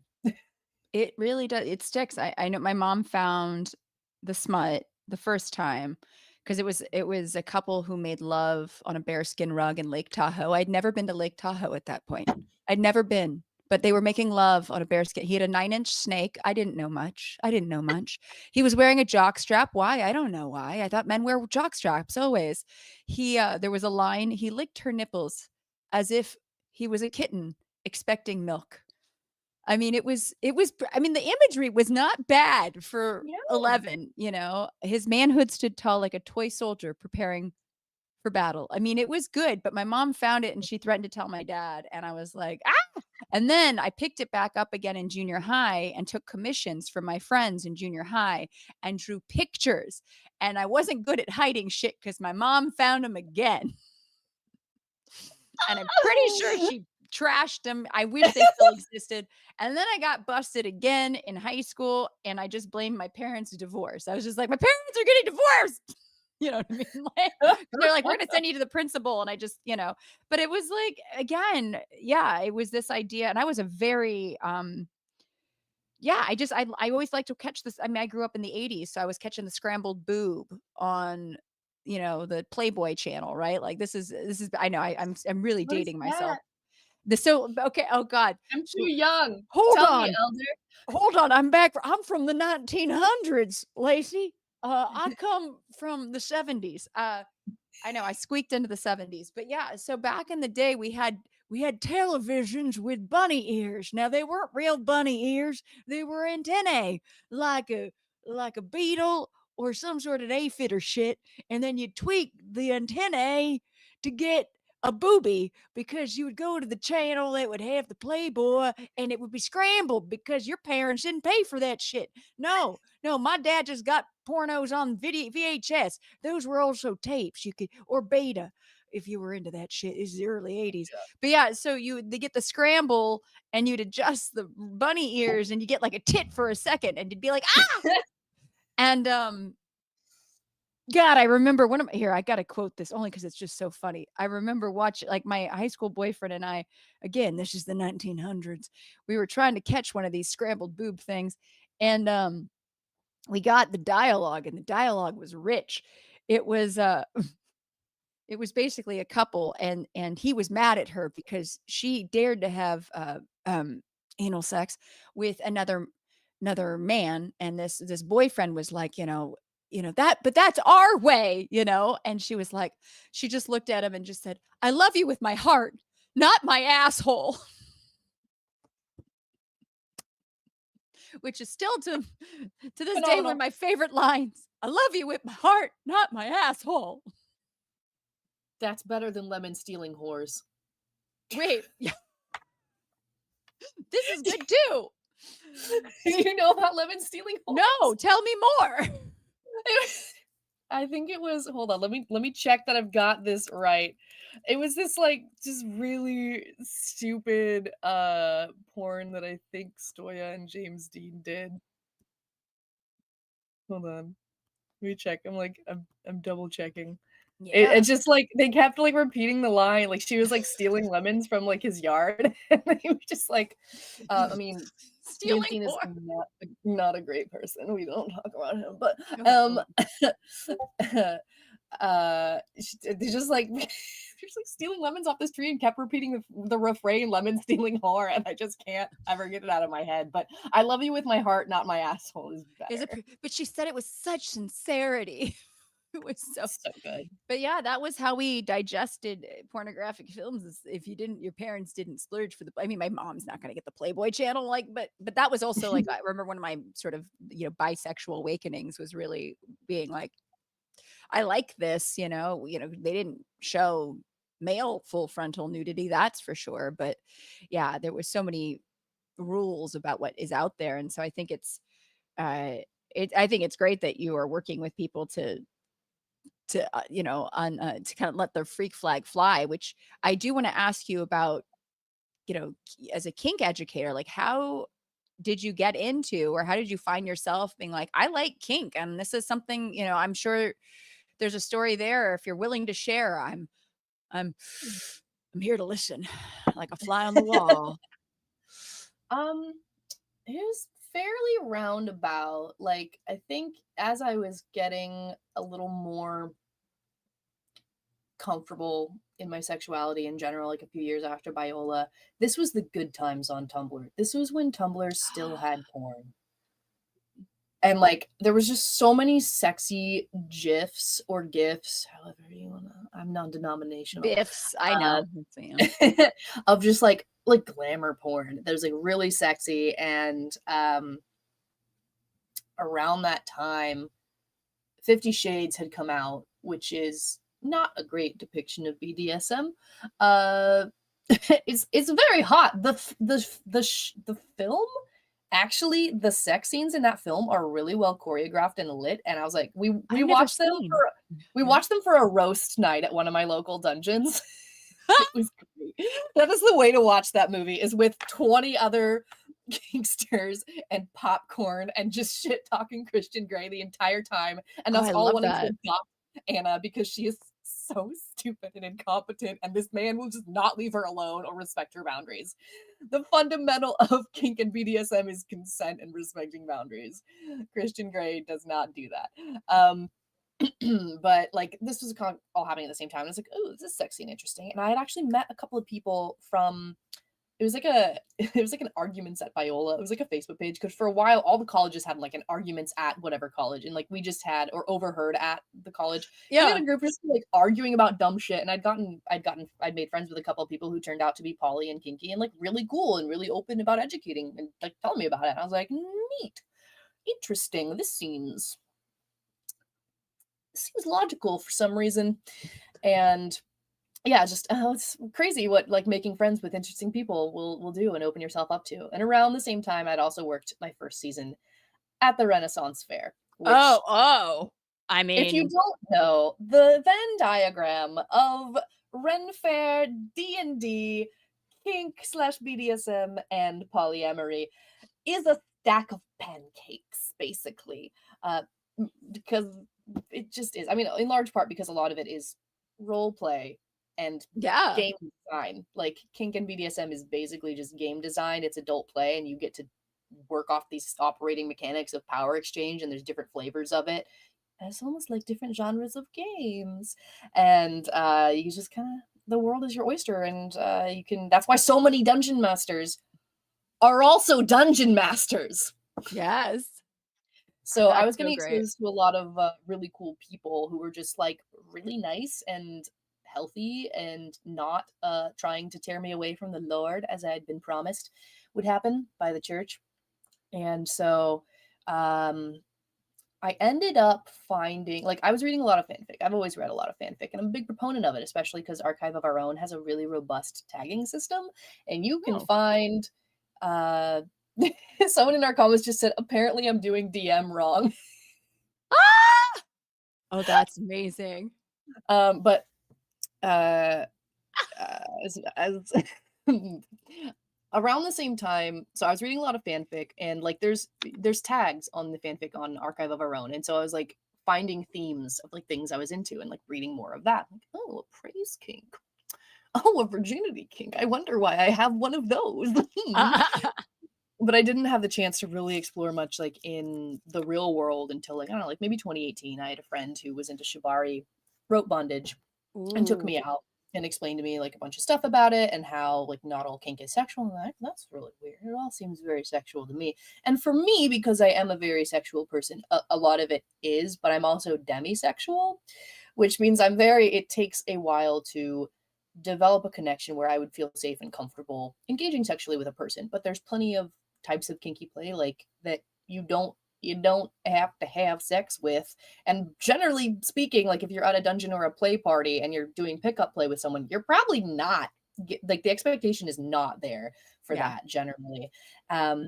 So like I'd went out to Threshold with this friend, which is one of the bigger dungeons here in LA, and went to like a rope night. And then over the next couple of years, like I went out with I have a little like queer platonic polycule of besties. Oh, that's fun. That sounds Yeah, great. we would go out to like taster events. Like we went to one at Sanctuary that was really good. Um, there was an event called Backwards Bordello that's really fun, where it's a lot of performances and tasters. So it's a really interesting party vibe. And I missed their last one. I was out of town. But just like I started going to more of the dungeons around LA. I attended a couple of munches and Did you say munches? yeah, I so don't know what a munch is. Wait, hold on. I have some glossary terms I'm gonna need some clarification on because I'm not a okay. dungeon gal. Tasters and munchers, which I feel like this is a zombie. It's like I feel like this could be like The Last of Us. Go on, tell me. What's a So a munch taster? is a taster is a play-based event Okay. where you get to experience different types of kinky play. So at the Sanctuary event, there was a rope taster. So they had a rope top who was demonstrating different ties, and you could have him tie you. I think there was a him and there was a them tying, rope topping separately, and then there was like an impact taster, so you could have someone, like flog you or paddle you or try a bunch of different implements and see how you liked how it felt, Yeah. and how hard you wanted it. And at the beginning of this, like you negotiate with the person, pick up play, when you're negotiating a scene with someone you haven't like out at a public out at a party or dungeon that is not a private play party. Yeah. Although you need to negotiate your scene. You always need to negotiate your scenes, but like because that's part of what makes it safe and safer sex, safer kink. Just risk mitigation. That's what it makes it safer play versus abuse. If you just hit someone, that's assault. Yeah. If you have a conversation and say, "Hey, we're gonna do this thing for 10 to 40 minutes, and these are all the things that could happen, and these are all the things that are definitely not going to happen." Those are your wants, and those are your limits.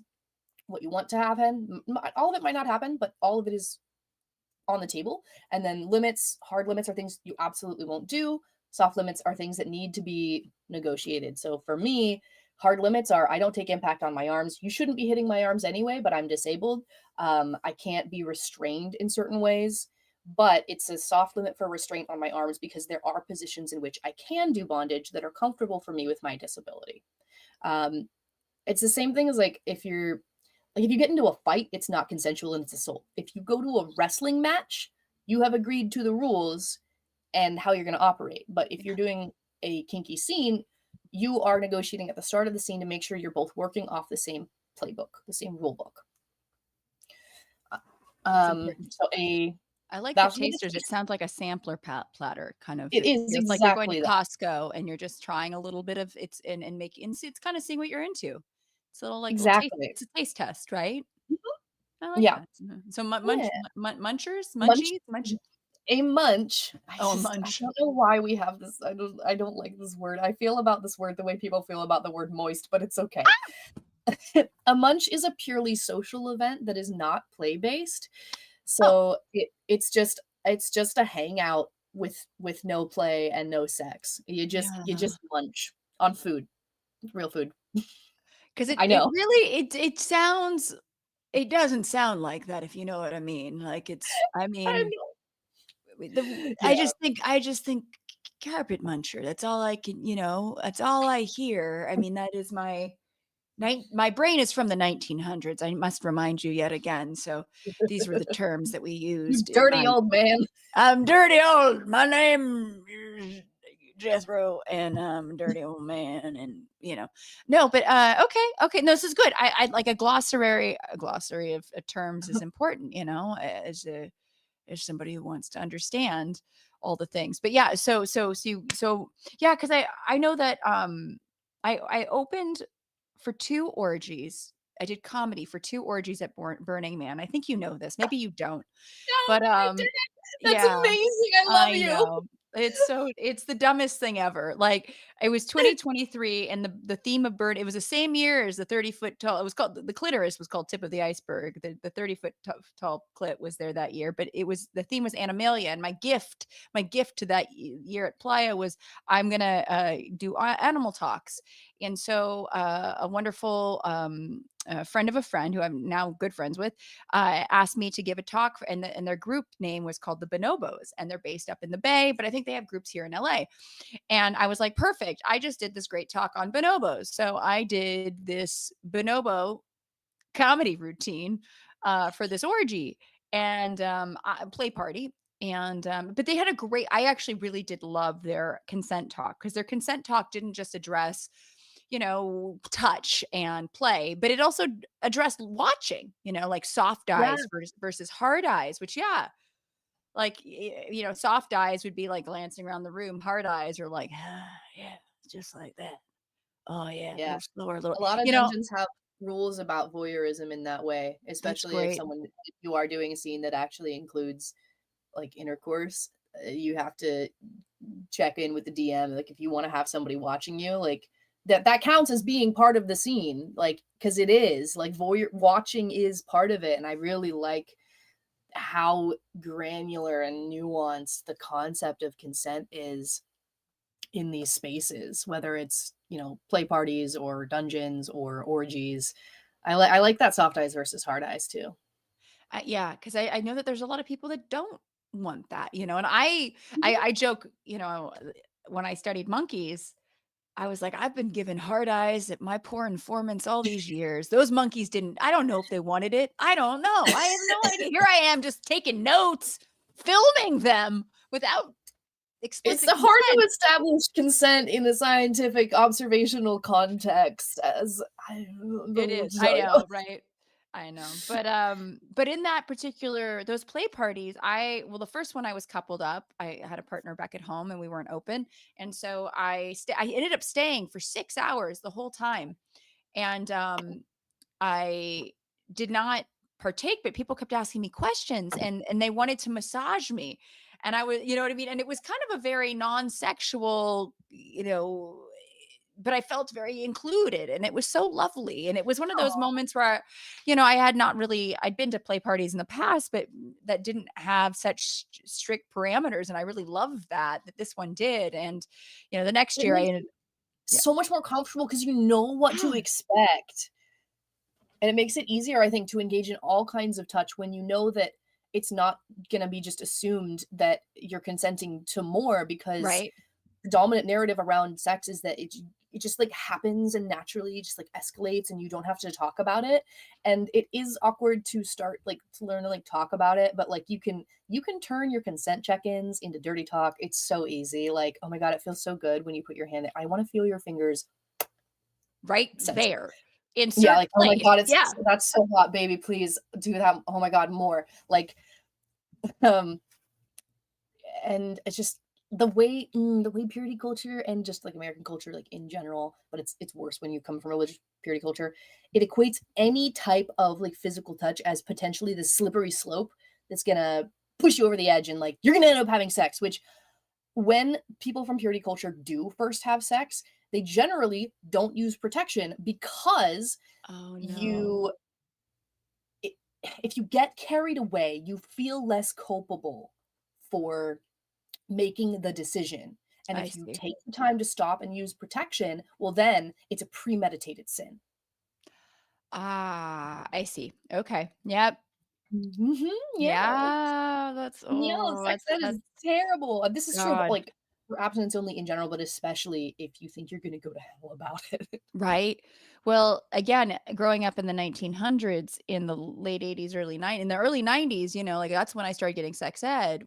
The way they and I went to Presbyterian school it was during the HIV epidemic, and so what they did is they basically told us if you have sex, this will happen. You will get and chlamydia, HIV. Well, HPV wasn't a thing at that point. I mean, it was a thing, but it wasn't a thing.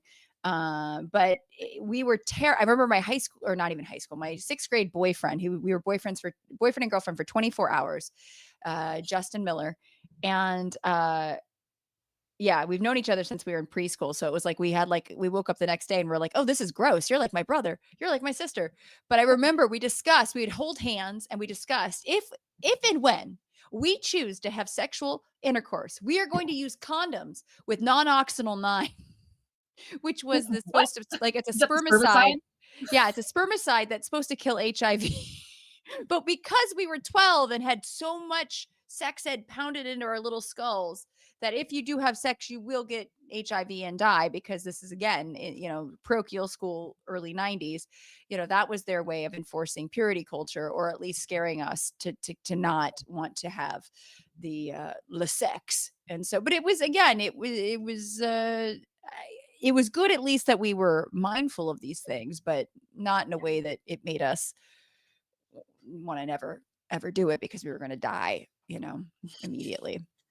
Yeah, which is I mean, it's probably that is probably so much of the reason that like vaginismus is such a high incidence in purity culture and religious women. Like it's just That's you got crazy. all these messages and your body is keeping the score, and like even if it's subconscious, like it's still wicked in there. And so like sexual dysfunction is very high in post purity and purity culture, folks. But where were we? We were talking about We were talking about dungeons and kink, and I kinks. want, yeah. So you dip in your toe, like, so you kind of got into it by, going to the munches. Because I stopped and had you explain. So as you were getting into, yeah. So tell me more about the munches, and then how you kind of now you help teach people how to get into it. So how did that transition happen?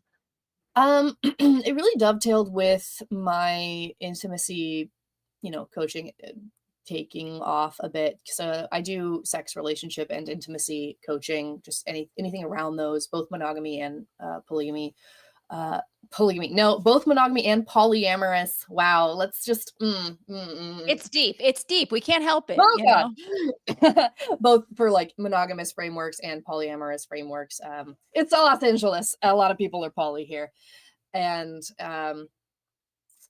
it just kind of like as I was getting more into the dungeon scene, this part of my career was taking off, because prior to this I actually worked a corporate job, but I became disabled and needed to transition careers. So over the past several years, that's kind of what I've been focusing on, and this is definitely very much what's in my soul and wants to get out.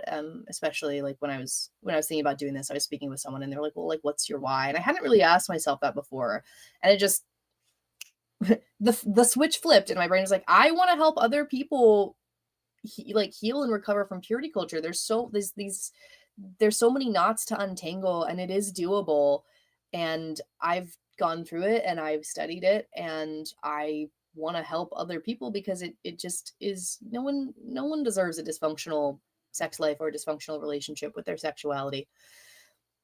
Um, but how I got into like from just like being in the dungeon scene to like educating about it is I just kind of started talking about it more with more people. Like my friends would come to me if they were curious about exploring kink because I am an open person and I like you said like I just am willing to talk about sex, sexuality, sexploration, etc. because it just needs to be talked about more and I just feel very confident in my identity around all of those things now and I want to share that with whoever is in a place where they want to explore sexually, relationally, theologically even.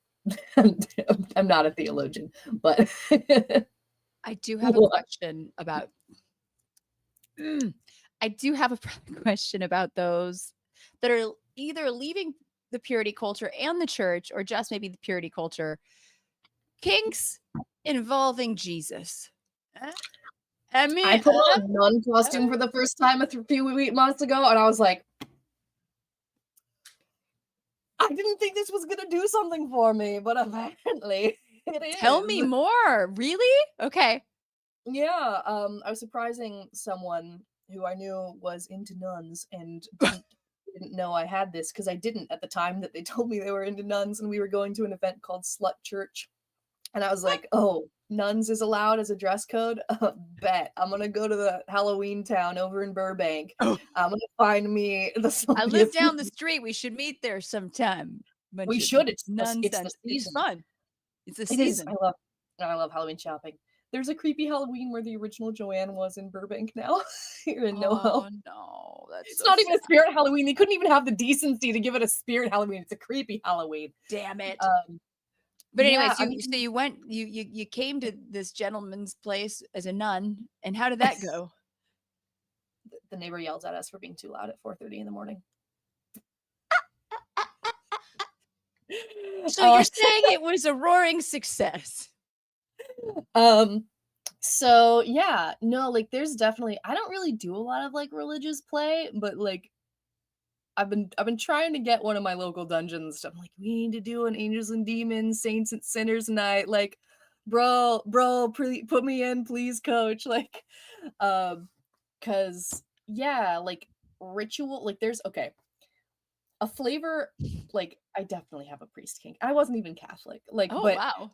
and this I discovered this in two ways. One, I mean, both of these are fanfic based ways because erotica is one of the best way to explore fantasies. You have basically a container, similar to the way like the kink container worked as like a container for fantasy. The book is a container for fantasy, and like there's an author on Threads, always be booked BEE, who was talking about basically the book itself and the act of reading is basically an implicit consent between the reader and the author. Like understanding like this is a fantasy. I can open this, I can read it, I can put it down, I can close it whenever I want. You can open and close the container. Same with BDSM or kinky play. It's a container. It's negotiated. You can stop, renegotiate at anything at any time because you are ultimately a sovereign human, and that's true for all kink relationships, including like 24/7 or like total power exchange. Like you are still a sovereign human at the end of the day, and you're building something that works for both of you. You're building a structure. Anyway, you're building a game together, a structure. Anyway,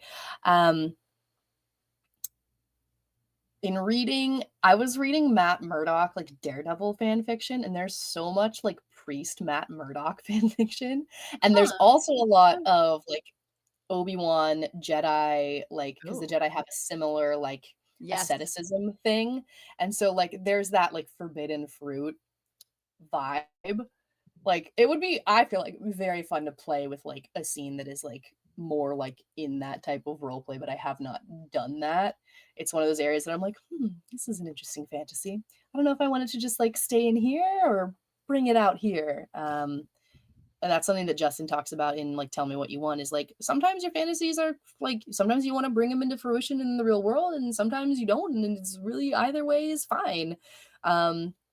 Because either way, like you're just enjoying a pleasurable fantasy, whether or not it's just mental or ends up being physical. Absolutely. Yeah. I feel like I think fantasy is interesting that way because I know that having talked to a lot of people, just even in those 2 nights at the play party, just like just about their fantasies and whether or not they wanted to live out all of them. Sometimes it was enough just in the moment, whether it was, like pleasuring themselves or just like dirty talk with their partner. That was enough. Like actually going the distance was like, I don't need to do that. You know what I mean? It was just like, it's something that kind of gets you to the finish line rather than like must do the thing, So I think that's Mhm. also an interesting part of human sexuality is sometimes it's just like, this is just part of the spank bank rather than need to Yeah. happen situation. Mhm. Yeah. Yeah. Do you have any more glossary terms that you Oh need my God. defined? Well, that's the thing is I might not even know if I need glossary terms defined. I mean, uh, like, I guess these are terms that I know, but maybe it would be best if you could like a dom versus a sub. Okay. Yeah, so in in BDSM, the D and the S, because it's a multi-part acronym, stands for dominance and submission. And sometimes these terms are interchangeable with top and bottom, the person directing or giving action and the person taking or receiving it.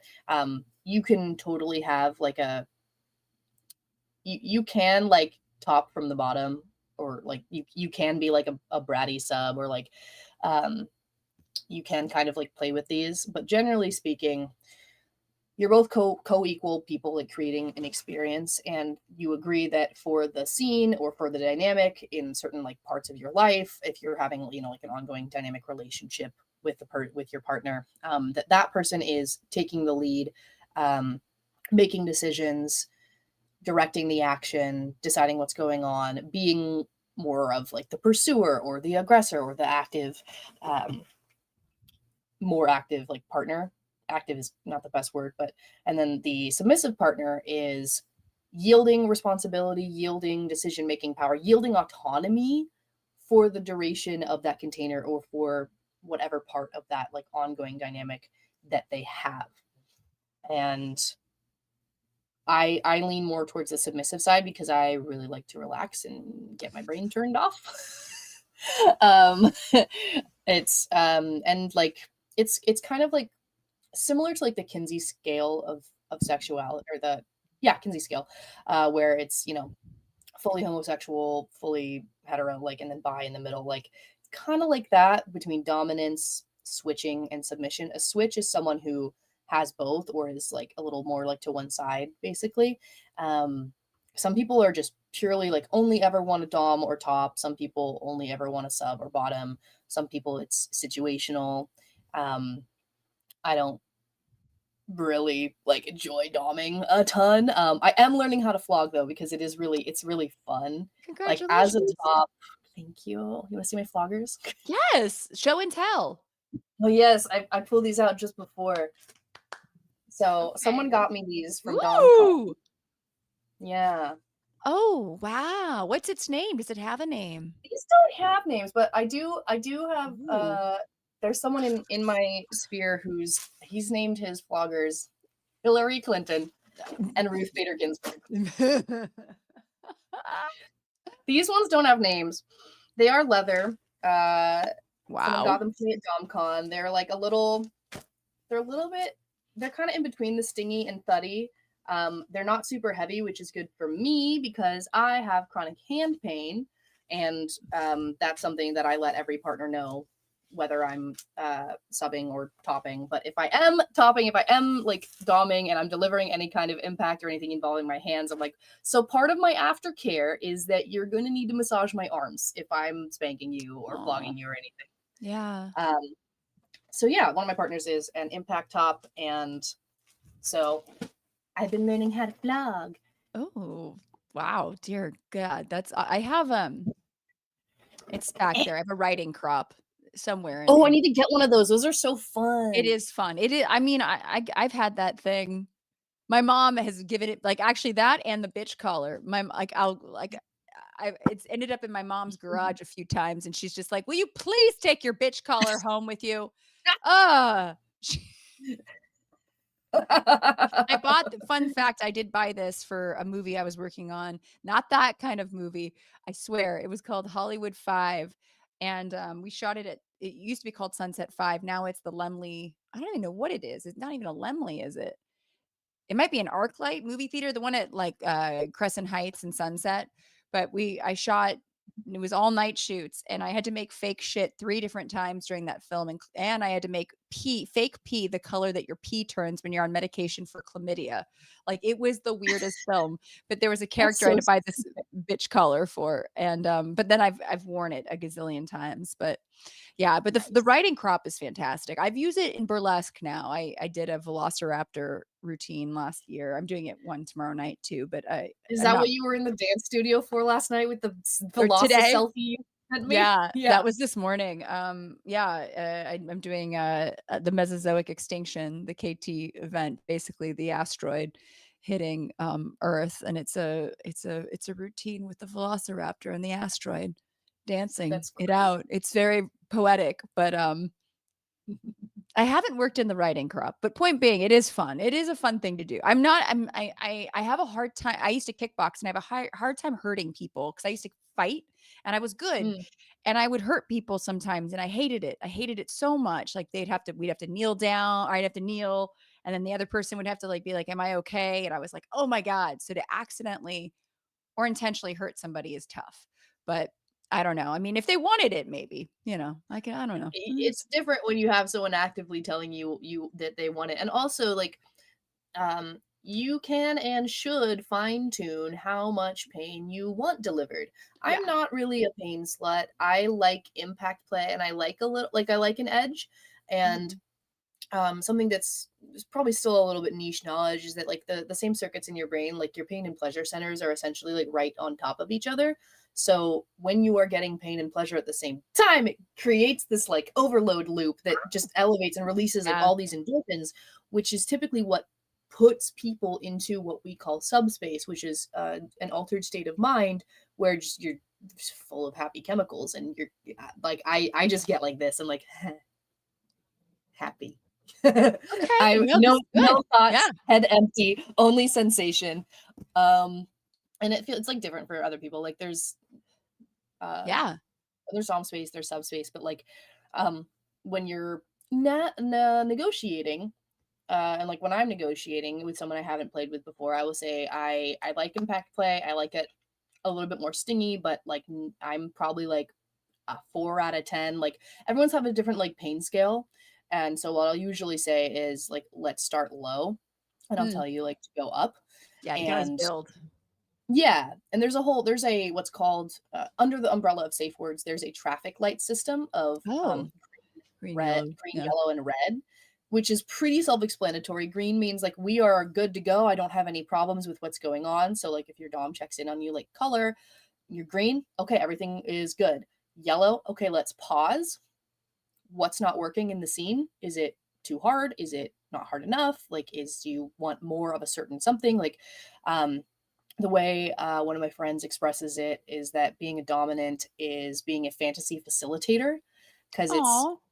yeah, like, it is about learning what your partner, whether it's a scene partner or relationship partner, like, is into, and helping craft that together for them. And it's a collaborative process. It's like dancing. The leader Yeah. is not in charge of the dance in the same way the follower is not just taking like his action. They are or their action. It's not all leads are men. It's a collaborative process. So sex and kink and dancing, they're all collaborative processes. And so like you can fine tune how much pain you're getting. So if someone is, if you're placing an order, it's like placing an order for a steak. Like, do you want it rare, medium, or well done? Because you're absolutely within your rights, and you are supposed to. Let me get my camera back in focus. I know. I was like, there we go. No. Girl, what? I will eventually fix this camera. Do you need me to just? Anyway, Is it a webcam? Yeah. it's cam. It's a Razer like HD fancy biatch. Do you want more light on my face? Is that what you want? Yes. Okay. Yeah. What do you want, honey? I know. Does she want to be flogged? Should you flog her? Maybe she needs flogging. I'm Maybe gonna knock that's it off. Knock off the camera. Flogging does rhyme with logging, so I don't know. Yeah, right, exactly. If I had a little riding crop, I would just smack her. She just she's bratting at me, need to be put back in line. But yeah, like if you don't like the idea of giving someone pain, like you don't have to. You can totally use a riding crop in a way that is not painful at all. You I can mean, tease someone. I'm not totally adverse. I'm just, it's just, I mean, we'll see. I mean, the night is young. No, but I definitely, doming is tough because I'm just nice. You know what I mean? Okay, that's what actually brings me to what I was about to like realize. Like, I need to say this.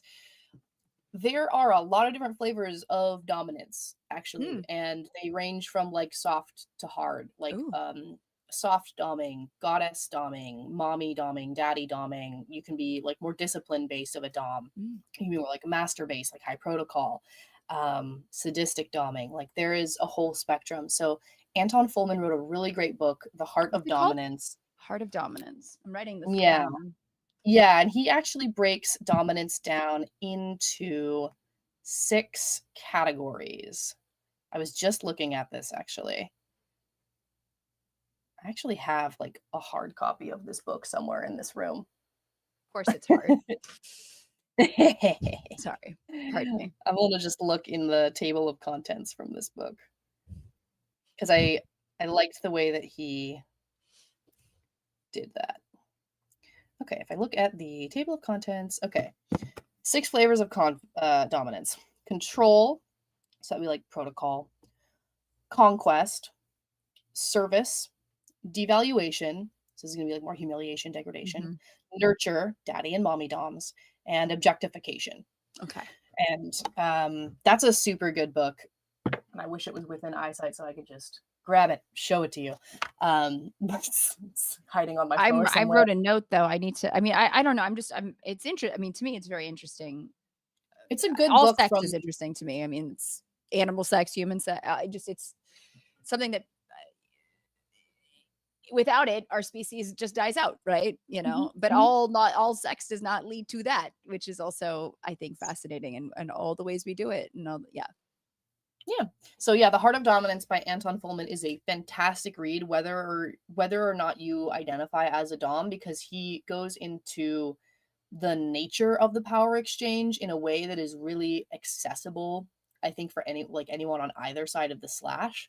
And as a responsible submissive, I think it's a good idea to learn about dominance, even if like you don't feel dominant, because the main like perception of a dominant is unfortunately Christian Grey, or if you're a more refined adult, secretary. So the original. Yes. Mr. Oh my Grey. God.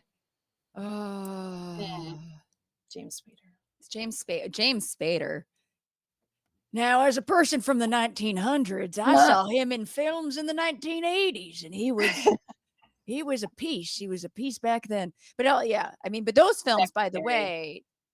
Oh, and Secretary was so good. But the films back in the 80s, too, also set up this really bad just idea that sex, or saying, no means yes type of thing. We saw that quite a bit in those movies. That's why things like Secretary are so good to see,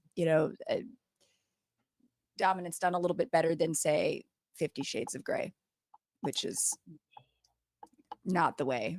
There are some, like we were watching and we were critiquing. We're like, okay, like they are sitting down to negotiate. They're sitting down to negotiate a contract between an experienced dominant and someone who is a virgin, which you should not do.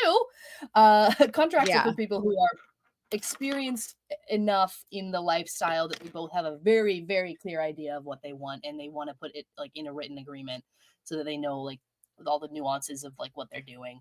It's usually like a much more serious thing. You would not do that with a newbie. You would maybe take her to a munch. Okay. You would maybe take her to a dungeon. Like if like I was friends with Anna, I would be like, oh, okay, let's go to like a taster party, baby. Like let's find out what you actually want, instead of you just having sex for the first time and like just getting like from the fire hose. That's so crazy. I mean, yeah, no. It was hot though. Like we can watch it sometime. We'll roast it together. I've never seen it. I tried to read it and I couldn't. I got in maybe 10, 15 pages and I was like, this is It's so Terrible. badly written. It's It's so so badly written. bad. It's painful. Like I I read a lot of know. fanfic. I've read and like that was originally Twilight fanfic, and I'm like I have read stuff, probably written stuff that's better. I only have one published fanfic because I don't like to write. It's very difficult. I can write normal, I can't write fiction. But like actually, when 50 Shades was coming out, this is how one of the other entrees into kink for me was this book series called The Boss by Abigail Barnett, because she was like sporking, which is like doing a chapter by chapter roasting of a book. She was sporking all of 50 Shades, and so I was like, you think you could do better? And she was like, bitch, the fuck I can watch, like. And so she wrote Wow. The Boss, and there's like a 7-book series. Her writing's really good, and there's an homage to the copper tub from the end of Secretary in it, which is how you know she's legit. Oh, yeah. That's awesome. Okay, Yeah, I'm gonna put that down, The Boss. yeah, The Boss, a kinky billionaire romance series that is consent based and has well written spice scenes. I like that. I like yes. I do too. I've read it Totally do. several times. It was actually the Okay. first romance series I bought because I'm like, well, I can just read for free on Archive of Our Own. Let me try this. Oh, wait, okay. Oh, I a want whole this person series to have is some free. money. Yeah, take some Abigail Barnett, buy her books. They're Abigail, fantastic. yes, exactly. No, and you're working on a book right now. You mentioned it before, so that's in the works right now. Yeah, I'm in the building my research survey phase. So it's going to take a couple years to get the research done and like write the book. I am aiming to traditionally publish this book instead of self-publish, which I know is very difficult for a debut author. But everywhere I've talked about this book, the reception has been like, holy shit, we need that. No one's ever done that. Like I talked about this at Kink Fest in a workshop I attended, actually on consensual non-consent. We were talking about some of the background. Like I'd asked the question. I mentioned this, and everybody, like, I'm not joking. Like people started clapping. I was like, okay, well, this is my audience. So yes. So I'll be doing research over the next year. And there's a page on my website that I'm currently reworking about like what the book is, what the research will be like, how it's going to be approached, because I'm working with an associate who does research professionally, because I would like the research findings to be robust and quantitative as much as possible so that we can draw out the themes. But it is about, my working title is Good Christian Girl, but with Christian X'd out. And it's basically exploring like how people heal from purity culture through kink. And it's important to always assert like kink is not trauma based. However, like a lot of things, it has a lot of therapeutic potential. There's another book in the works by Nicole Double L on Instagram is writing about it as like its therapeutic potential for like trauma therapy intervention, because she's both, Sure. I believe, a pro dom. She's a pro dom and a licensed therapist, which is awesome. And that book comes out next year, and I can't wait to read it and absorb it and reference it. So yeah, that's the book that I'm working on, because I've had so many post purity friends just also be in this world, and it's interesting hearing about how they came to it and like what appealed to them about it and like which different flavors they're into. So I'm really excited to learn about and talk with more folks, because it's going to be survey as well as like some interviews, because like storytelling is such a big part of this. Hello. Oh my God. The camera is just like trying to. I'm gonna Yeah, I need to give come on. your YouTube audience some Dramamine. I'm so sorry. It's okay. No, it's high Yeah. drama. I like it. It's kind of we'll work with it. So that book, I've got a page for it on my website, which is intimacylacy.com. And then I'm at intimacylacy on Instagram and TikTok. For coaching, I do free consult calls. So if it's something that like, if you are dealing with some of the fallouts of purity culture, or maybe just kind of realize like that's what you were in, I'm free to talk to for 15 or so minutes at a time for consults. And with a consult, it's an opportunity to basically get to know like what's going on between like what a potential client is going on, and like whether you feel like I would be a good fit to work with. And I do have other folks that I refer to, both coaches and therapists, because, you know, if there is something going on that is outside my scope as a coach, I am a huge proponent of therapy, having gone to it a lot myself. And I have a lot of associates who are like licensed and board certified sex therapists, which is awesome. Like sex therapists rule. I have a friend from Biola who became a sex therapist and has been like a really great Wow. support on my journey. Thank you, Crystal. I love you. Go Crystal. I usually ask people on this show, what's the filthiest thing you've done in the name of science, or say in your case, social science? Because I mean, this is science. I don't know if I can say it on national television. Oh, we're not that big yet, baby. Let's see. But no pressure. This is a very, consent-based show. You can do it. Yeah, I'm like going through the Rolodex. Right. I can tell you a really wholesome, filthy thing I did. Absolutely. And I should have prefaced, it doesn't have to be sex related. It could be something like I've had people, obviously if they're studying animals, it's like I have traveled with 5 canisters of shit, through TS, whatever. It doesn't have to be, I had 5 penises in my ears, whatever. You know what I mean? Oh God, the dream. How did you find my dream journal, Natalia? Did I tell you I'm a clairvoyant? Exactly. One of my party tricks is my first job I worked at Renfair. I worked at the hair braiding booth, and so I'm really good at braiding hair. And I basically did this hair bondage scene, which normally when someone says hair bondage, they're talking about like tying ropes around a ponytail and like that type of thing. I randomly got this idea because like these 2 people that I was hanging out with in a play context they both had really long, beautiful hair. And I was like, and I have usually really long, sharp nails. They're just broken right now because it's been hot.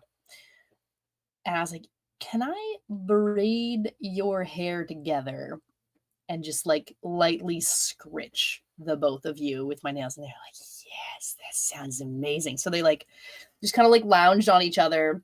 And I started a 5-strand braid because that's my party trick. It's not just 3, it's 5. And I braided their hair into her hair, and it was just like long. And then they were just stuck together like that. And then I just gave them like all these long scritches. And she had a like a skin condition like autographia or something, like where like stuff will show up and stay on the skin for a while. So that was really cool because you could see all the little marks. Because like I'm a very soft dom, apparently. Like that's doming. I was in charge of that scene. We negotiated. I was like, I have this idea. Let's co-create this together. Are you guys into this? And I really want to do it again with someone because it was really nice. It was just this container of like trust and sensation. That is amazing. No, that you just described my dream because I love my hair played with and scratches. Like that right there that is the dream. That is amazing. But I get what you mean though. Like that's the soft dom. You did take control, but in a very soothing way, and that's a great example of how being domed, being the sub can be. I would be are you kidding? I'd fall asleep, but like in a nice way, not like a rude like I'm bored. It's more like this is the most amazing thing ever. That's really sweet. And this was not at the Ren Fair though. This was just a trick you learned. Yeah, no, this was not at the Ren Fair. I learned to do 5-strand braids working at Fair. Mhm. And in the intervening like decade and a half, I've just like made it my party trick. I'm like, oh, you like your hair? You have long hair? Can I braid it? And then they're like, oh my God, I look like a Viking. Amazing, blah, blah, blah. I'm like, yes, I know. I want you to make me look like a Viking. I can do that. Okay. Okay. Next time I see you. That's so sweet. I love that. I used to go to like my best friend who I think is watching. If Ellen is watching, Ellen made a joke because she knows about the steamy sex novels, and she just wrote yes, Lake Tahoe, because she knows. But we used to go to the Ren Fair. Did you know I'm from Tahoe? Are you from Tahoe? Like South Lake? Not from at the lake, but in one of like I'm from Carson Valley. Oh my God, that's crazy. That's wild. I'm up there a lot. Perhaps this was about you, Lacey. Perhaps. Maybe it was. This Was her was hair about blue? Yeah, I mean, I have to go back and let my mom threw it away. That's rude. Um, That's really good. I have good friends up in South Lake, so that's why. I mean, now back then I had never been there. I thought it sounded exotic. I thought it sounded sexy. It is. I Um, mean, I'm sure you've been there now. oh yeah, It's very alpine and gorgeous, and like gorgeous. I'm sure there's a bearskin rug somewhere we could find. They're probably I know people. I know people. Although I wouldn't want it to be real bearskin. I'd be like, no, can we just have it be synthetic? Um, Oh no. Oh, sorry. Just the feeling of I it would know. just trap so much heat and moisture. I'm overthinking this. I'm sweating just thinking about it. But Ellen, who's watching, I think we used to go to the Renaissance Fair, and again, this is in the 90s. This is the early 90s. There was the kissing bridge. Oh And I don't yeah. think it's there anymore because I think No. it violates I mean, I was kissing people that I should not have been kissing. People that were old, like old people. Not, I mean, And this is why American adults have a 90% HSV1 positivity rate.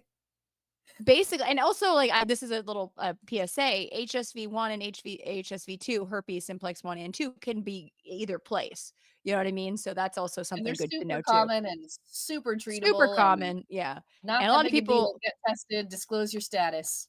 yeah, absolutely. And yeah, a lot of people, a lot of doctors won't even test unless you have an outbreak because you can get a false positive too, which is I also, had to demand to be tested for it when I wanted yeah, to like get my full. I'm like, no, I want the full with everything. They're like, everything of it. I'm like, yeah, include herpes, please. Like, I need to know. yeah.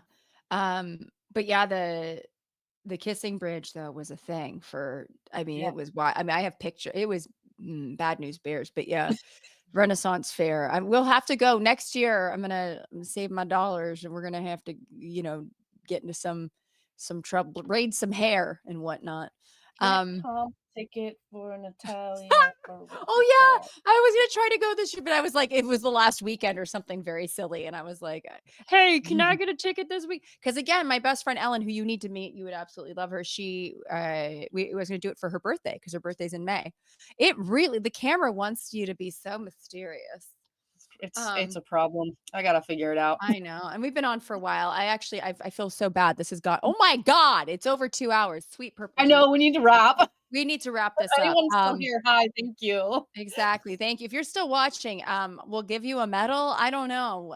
Yeah. Okay. So, last any parting words, and where can people, I mean, I know people know where to find you because Peter's been putting it in the chat, but if you have any last things, any things coming up, you let me know.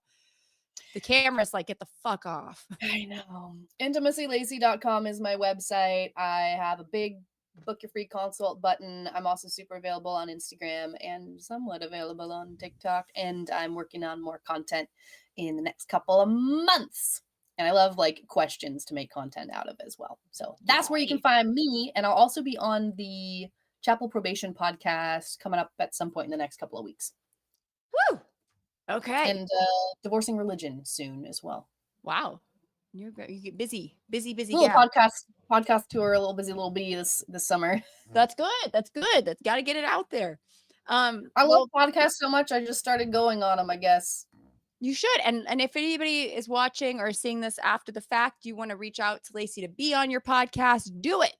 Because clearly has a lot to say and a lot of important things to share.